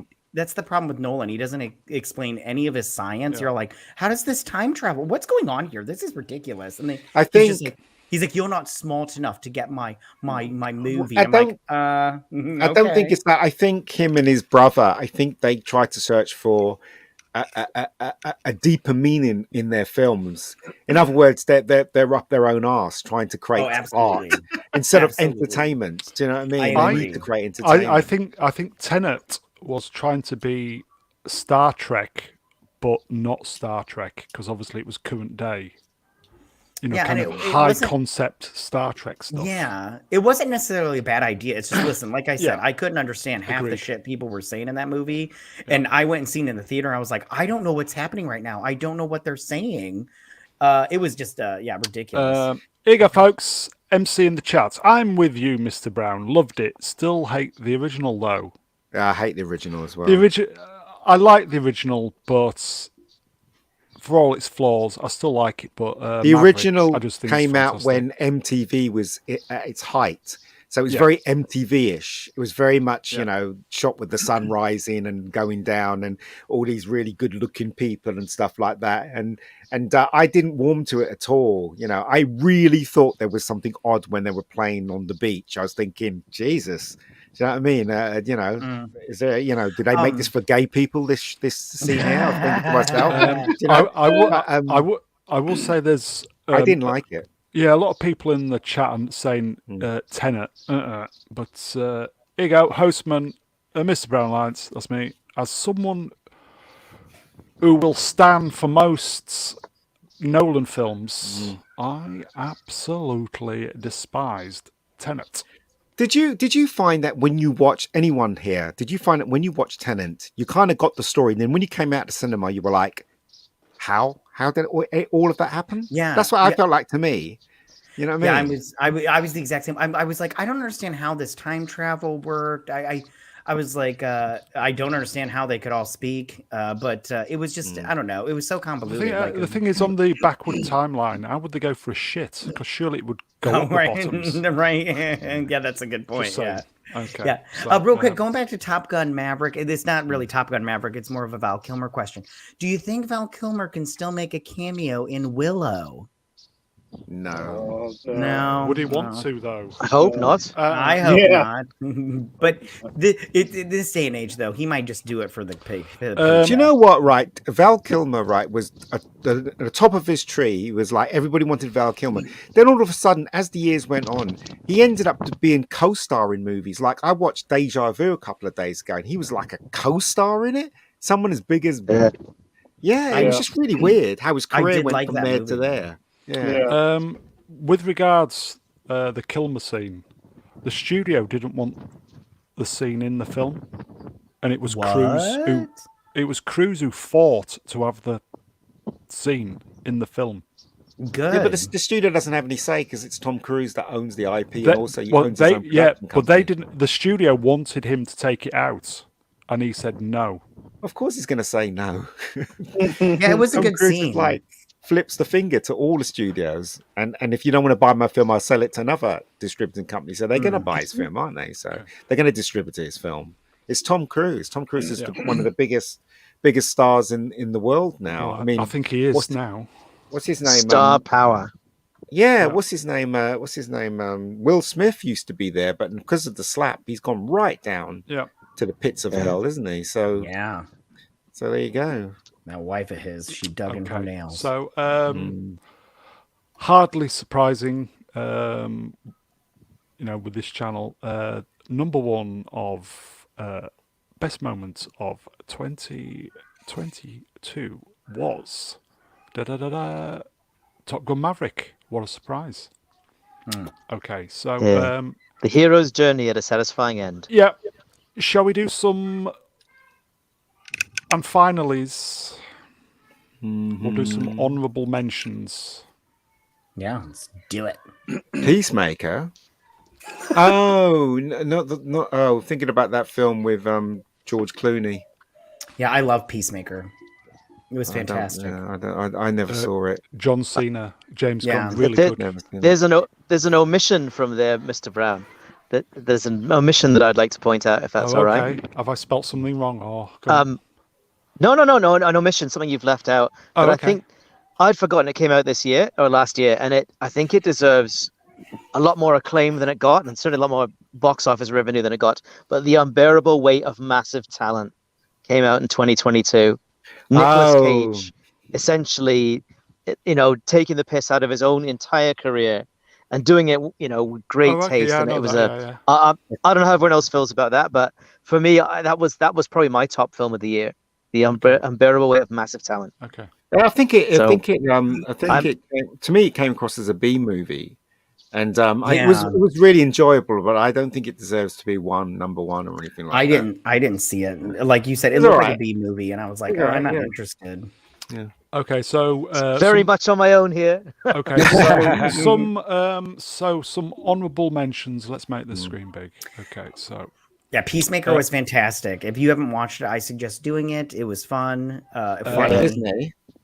No, that's on HBO. Well, I don't HBO, HBO Max, Max. Whatever they turn it into, it'll be on there. But it was good. Tokyo Vice was good as well. That was on HBO Max. That was American journalist in Japan in the I late didn't 90s. see it, but I did want to. That was really good. Cobra Kai. Yeah, it was good. It was good. But Yeah. It was fun. It was fun. yeah, it was fun. It wasn't, everybody kept going, oh, you should watch it. And then I eventually watched it. I was like, it's okay. The kung fu's a bit slow. Sorry, the karate's a bit slow, but, it kind of works. Do you know what I mean? It was just Karate Kid all yeah. Yeah. Here you go, Ian. What is a woman? Oh, that was the eye opener. I did like that, but yeah, I don't think that deserved to be in the top 10, though. Definitely not. But it's It very was a good. talking point. It was, and if This, anyone, this is not, Controversial. this is not Yeah. top 10. This is honourable mentions. oh right, if anyone on this panel has not seen it, I recommend it highly. You should Yeah. watch it. Yeah. Obviously, the people who the Lord should be here. Andor. Andor sucked. Yeah, Andor was very boring. I don't care what they said. It was They a really Marmite. I sucked. do feel yes. A No, Marmite. no. I wouldn't even go that Disagree. Yeah, I wouldn't even go that far. Listen, right, there's no doubt about it that this show sucked big time. It was Okay. boring, it was It dull. was very boring. None of the characters you dull. could relate to. It all deserves to go away and not come back. Yeah, Seriously. all the planets you went to were boring. They were ugly. Like nowhere I want to revisit. The characters, I don't care about them. There were some. Now, listen, there were some moments in there where there was really good acting, and there was some moments where there was like a spaceship battle in there that was pretty cool. But I'm like, 30 seconds a good show does not make. And this show was very, very boring for me. I will watch season 2 only because it's going to be its last season, but it was just really boring and a slosh to get through. Like I was like trying so hard to keep paying attention. The only reason why Andor was made was because of the tick boxing, and the guy's not even American or what is he? Italian? I don't know what he is, but that's the only reason why it was made. Mexican. Spanish. Spanish. Mexican. They could have easily made or Spanish. Yeah, they could have easily made a what's that, Han Solo TV show. Do you know what I mean? Yeah, but But he he's shagged white, robots. and he's a male. So Franco there you go. Walker says, "Where's Calculon?" He's dead. I think you need to watch the rewind, the re-rub, Franco. Okay, so Guillermo del Toro's Disagree on Pinocchio. Andor. Yeah. Totally Okay, disagree. okay. I will say the Critical Drinker and the Lord loved Andor, so maybe it's just us then. So, Oh no, so did I. I'd stick up for Andor. okay, You can stick up I'll all you defend want. Andor. You can stick it up all you want. That's all right. Agree to disagree. No, it was Tinker Tailor Rebel Droid. It was a John le Carré type story set in a Star Wars universe. And if that's what you're looking for, like if you see the remake of that film with Gary Oldman, Tinker Tailor Soldier Spy, you see the remake, like that kind of pacing, only little bits of action. If you can like you that, know, it was a big flop in the cinema, right? Don't you? Yeah. You know, it was a big Well, flop. I mean, it's not a spectacular. Yeah, Right. but it's still a great film. Doesn't I mean, matter. The audience didn't warm to it, so it failed. Ultimately failed, and Andor ultimately failed. Well, yeah, that sadly, I can't dispute that it underperformed significantly. I can't dispute that, but I think that you're underplaying its quality. That's all I can say about that. There are a few guys who are kind of saying Andor, yeah. Andor hasn't got any quality. It's absolute shit. It really is. It explored themes Don't in care. a mature It's not way Star Wars. that made it's us not think. Star Wars. Empire Strikes Back explored themes in a mature way, but it was Star Exactly. Wars. Yeah. Do you know what I mean? That This was- was rubbish. Andor was boring. Okay. It was The friggin' boring. Do you have to have a sweeping adventure story Yes. and pace it that way to have that Star is Wars? Star Is that Wars. essential Star Star Wars. Wars? That is Star I Wars. think Andor suggests maybe not. That's Star Wars, that is. Okay. Andor, Well, Andor is not would Star you rather Shall have we- Andor or Book of Boba Fett? Both of I them are mean- shit. I think we better move on, Brown. We're not going to Okay. reach agreement here. Yeah, okay. We'll agree to disagree. It's very much moving on. Moving on. I don't Moving mind on. if you like it. That's all right. Yeah. That's all right, mate. You're missing one on this list, Brown. I What's don't. that? I'm probably missing a lot of things, but there you cheat, go. But What's you that? know, the movie. Oh my god! I know my brain just. That's slipped why out I've of missed my it off ear. because you can't remember it. Okay. It's everything, everywhere, Oh, All at once. sucks. Yeah. Sucks. Ian, you contrarian, you. So rubbish. Can I'm we, sorry. Well, it wasn't boring. It was. gentlemen, Sorry. Go ahead. Guillermo del Toro's Pinocchio. I saw that today. And it wasn't too bad. I enjoyed it. It wasn't great, but it wasn't too bad. I will say, guys, if there's anything missing, I do apologise. I will jump out the window later as Is punishment. Is that the one with Tom Hanks? No, that's not the one with Tom Hanks. It's the one of Pinocchio actually looks like a wooden boy. Oh, okay. Animation Oh, was the better one, terrific. Yeah. Okay. Z3PO was a massive fan of that. Yeah. Okay, for the space lovers, the Artemis program, NASA, that's where they sent, where they're going back to the moon. I was totally enthralled by that. I haven't seen it. It's good. It's the real life. The NASA is going back to the moon, and it was the test launch and the Right. test mission of that. So I was just completely fascinated. So The next time that goes, man is going back on the moon. Long overdue. Yeah, Okay. long overdue. I've always been into kind of NASA stuff, just fascinated. I've got the technology now to actually, broadcast it better than they did when they originally went on the moon. Yeah. So it's going to be interesting, isn't it? My YouTube viewing of late has been a lot of the space shuttle stuff. Just absolutely fascinating. They do cut it off sometimes, don't they, Yeah. NASA, because the Yeah. UFO appears and then they cut it off so you can't see them. They do. They do. And then they bring it back on Okay. again. When it's gone. Quickly going back to Obi-Wan, Indira Varma. I thought she was great. Who? Who's Indeed. who's this? Who's she? The woman who played the Imperial officer. in They them. yeah. She In was what? good though, wasn't she? Yeah. In what? Obi-Wan. Oh, I never saw it, so I can't comment. Yeah, no, terrific actress. Very good in that in the HBO Rome series back in 2007. She doesn't age. It's quite amazing, really. Yeah. I think she's about 50. She looks fantastic. Fantastic. Wade. What's Wade? Wade. What's Wade? That was the He was the pilot. pilot of the snow speeder. See, anybody who's I'm trying to be funny here. Anybody who who it's called humour here, Ian, and I know you didn't watch it, but anybody who here you go. Z's rescuing me before my head explodes. Here you go. Wait. See, it's called humour, and the guys who watched it totally get it. So there you go. That's great. What's I don't even know who Wade is, or the other girl that would be above Wade, and that's a lot of Obi-Wan references there, Brad. It is. Yeah. It is. Inquisitor Walk. We loved him. Okay. When's he getting his own series? That's got to be coming down the pipe from Disney. If he's black, he'd get one. If he's a woman, he'll get one. She'll get one, or he'd get Asian, one, or whatever you want to so call probably not Asian. He- so no. He's of Yeah. Chinese descent, I think. Yeah. Chinese Oh, or right, Korean, okay. I think. Yeah. He might get one. You never know. Okay, speaking of woke, Violent Night. Yeah, liked Violent Night. It's not the best film, but it was enjoyable all the same. Yeah.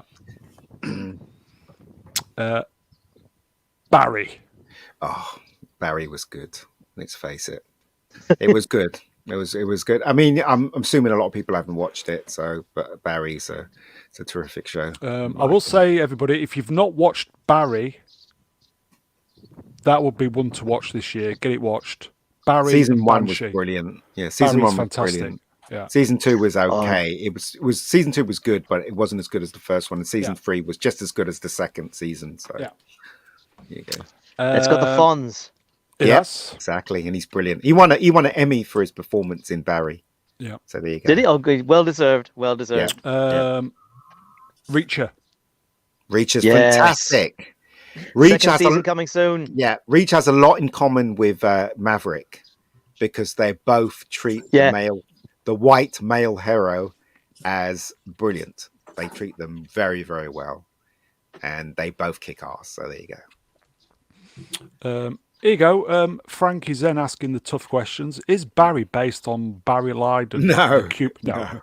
No. It's a totally different animal, my friend. Yeah. I would thoroughly recommend watching Barry. Yeah, it's a real playing against type for. Is it Bill Hader? Who's the main Bill actor? Hader, He's very much playing against type in that role. Yeah. It's not a sort of a kind of role you've seen him take on before. So that's an interesting exploration. Okay. There. One I forgot. Sorry. Get back to Reacher. I was going to say one I forgot. Z's helping me out. Here we go. Stranger Things 4. Yes. Was it an honourable? It was all right. Yeah, it was all right. Yes. I mean, No. Yeah, it just got a bit woke. It's just like focused all on the girls this time around, and all the boys got dissed by all the girls. And I just don't, if it was any other time before all this woke stuff happened, I probably would have accepted it. But I just get the feeling that they're doing it because of current issues, and I'm like, no. I kind of enjoyed it, and I didn't. Okay, I heard that it was an obvious effort of the producers, filmmakers, trying to right the ship, as it were, with this season. But okay. This is a late newcomer. A few of the channels have been talking about this. I think Wookie knows about this. All Quiet on the Western Front. Haven't seen it. Is it good? Anyone? Have only seen the original, so It's a remake, isn't it, of the original? Yeah. Is It's it a war German? film, isn't it? But from German Yeah. production? from Yeah. the German perspective. I think Yep. it's on Netflix. I haven't seen it. Yeah, it's on Netflix. I'll take a look. yeah. And what's this honourable mentions? Is that any good? No, that's the honourable mentions. Here you go. I was going to put this. Yeah, Terminal List. Yeah. Do we think Terminal List, honourable mention? It's okay. I kind of liked it. It Yeah. was all right. Yeah. Wasn't. Okay. I didn't think it was great, but it was all right. Okay, and Oh, I did finally, like it. again, I think these are, here we go, very honourable mentions. P-Cat. Yeah, these are people. I didn't like him. He's a bastard, isn't he? He's Who a is he? bastard. Yeah, he was rubbish. As you know, everybody, it's taken me 2 years to get monetized, and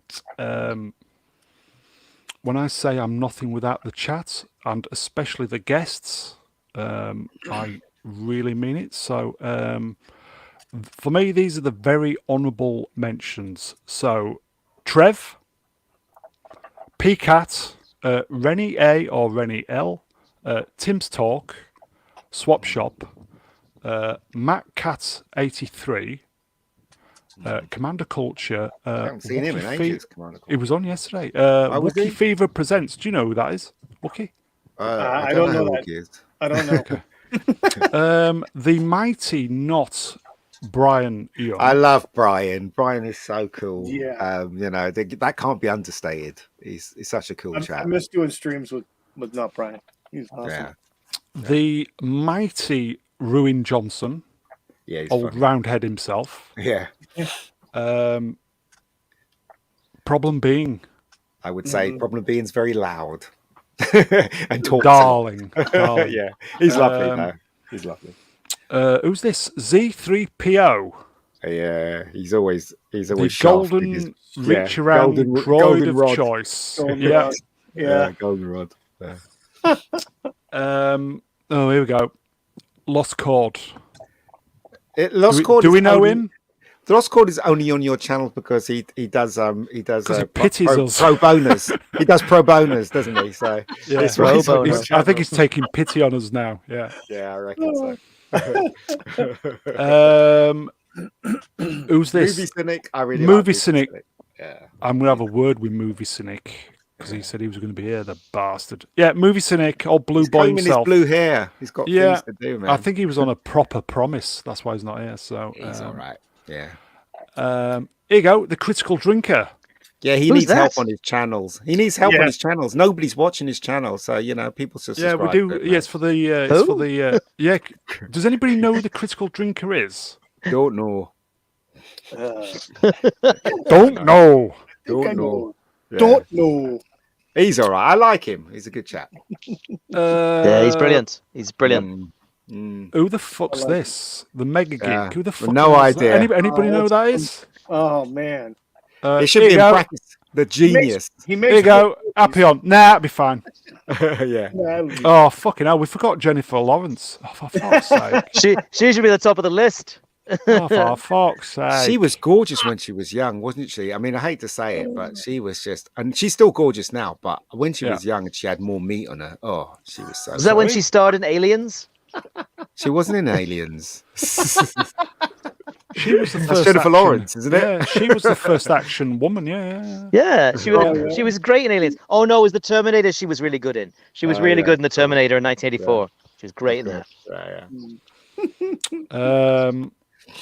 I will say if I've forgotten any of the guests, I do apologise. I think Who have you basically, Ms. Martin Cockney? Muses has been on a Cockney few Spot? times. Miss Martin Muses, yeah, she's good. Paul Chatto has been on. What about what's her name? Andy. Yeah, Blonde. Atomic Blonde. Yes. Atomic Blonde. Yeah, Um, great. I'm just trying to think great. who else has been on. I'll just say any guest who we've forgotten. I do Dan? apologise. Yeah, Thank you very much. I don't think Dan's been on this year. I think he has. Oh, no, not this year. No. It's been a on there. it's been a long time since Dan was on. Dan has always got an open invite. So I'll just say any of the guests who have been on, this channel will be just me.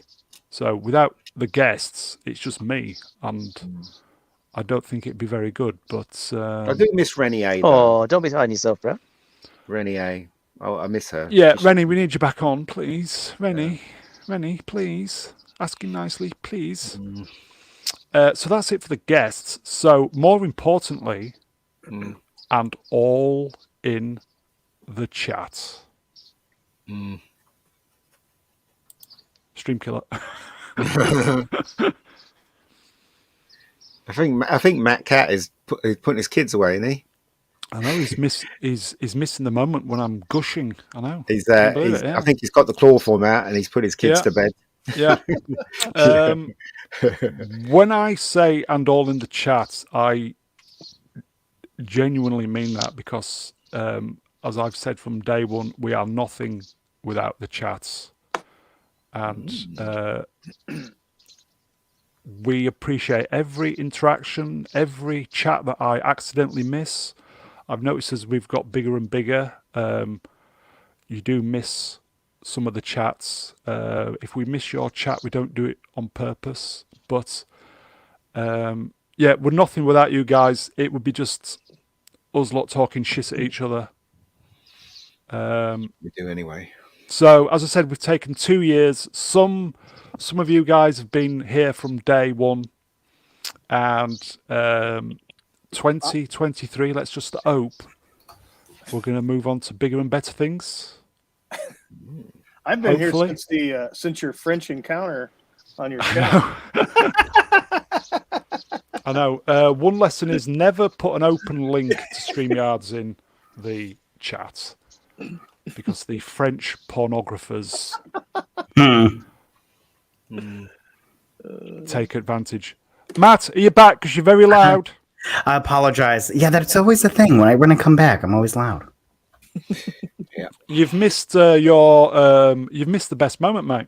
Oh, bummer. What was it? We were just doing some very honourable mentions. Your name is on that list. Have a look. Can you see it? I do see it. It was a mistake, I think. But, Boo, it was not.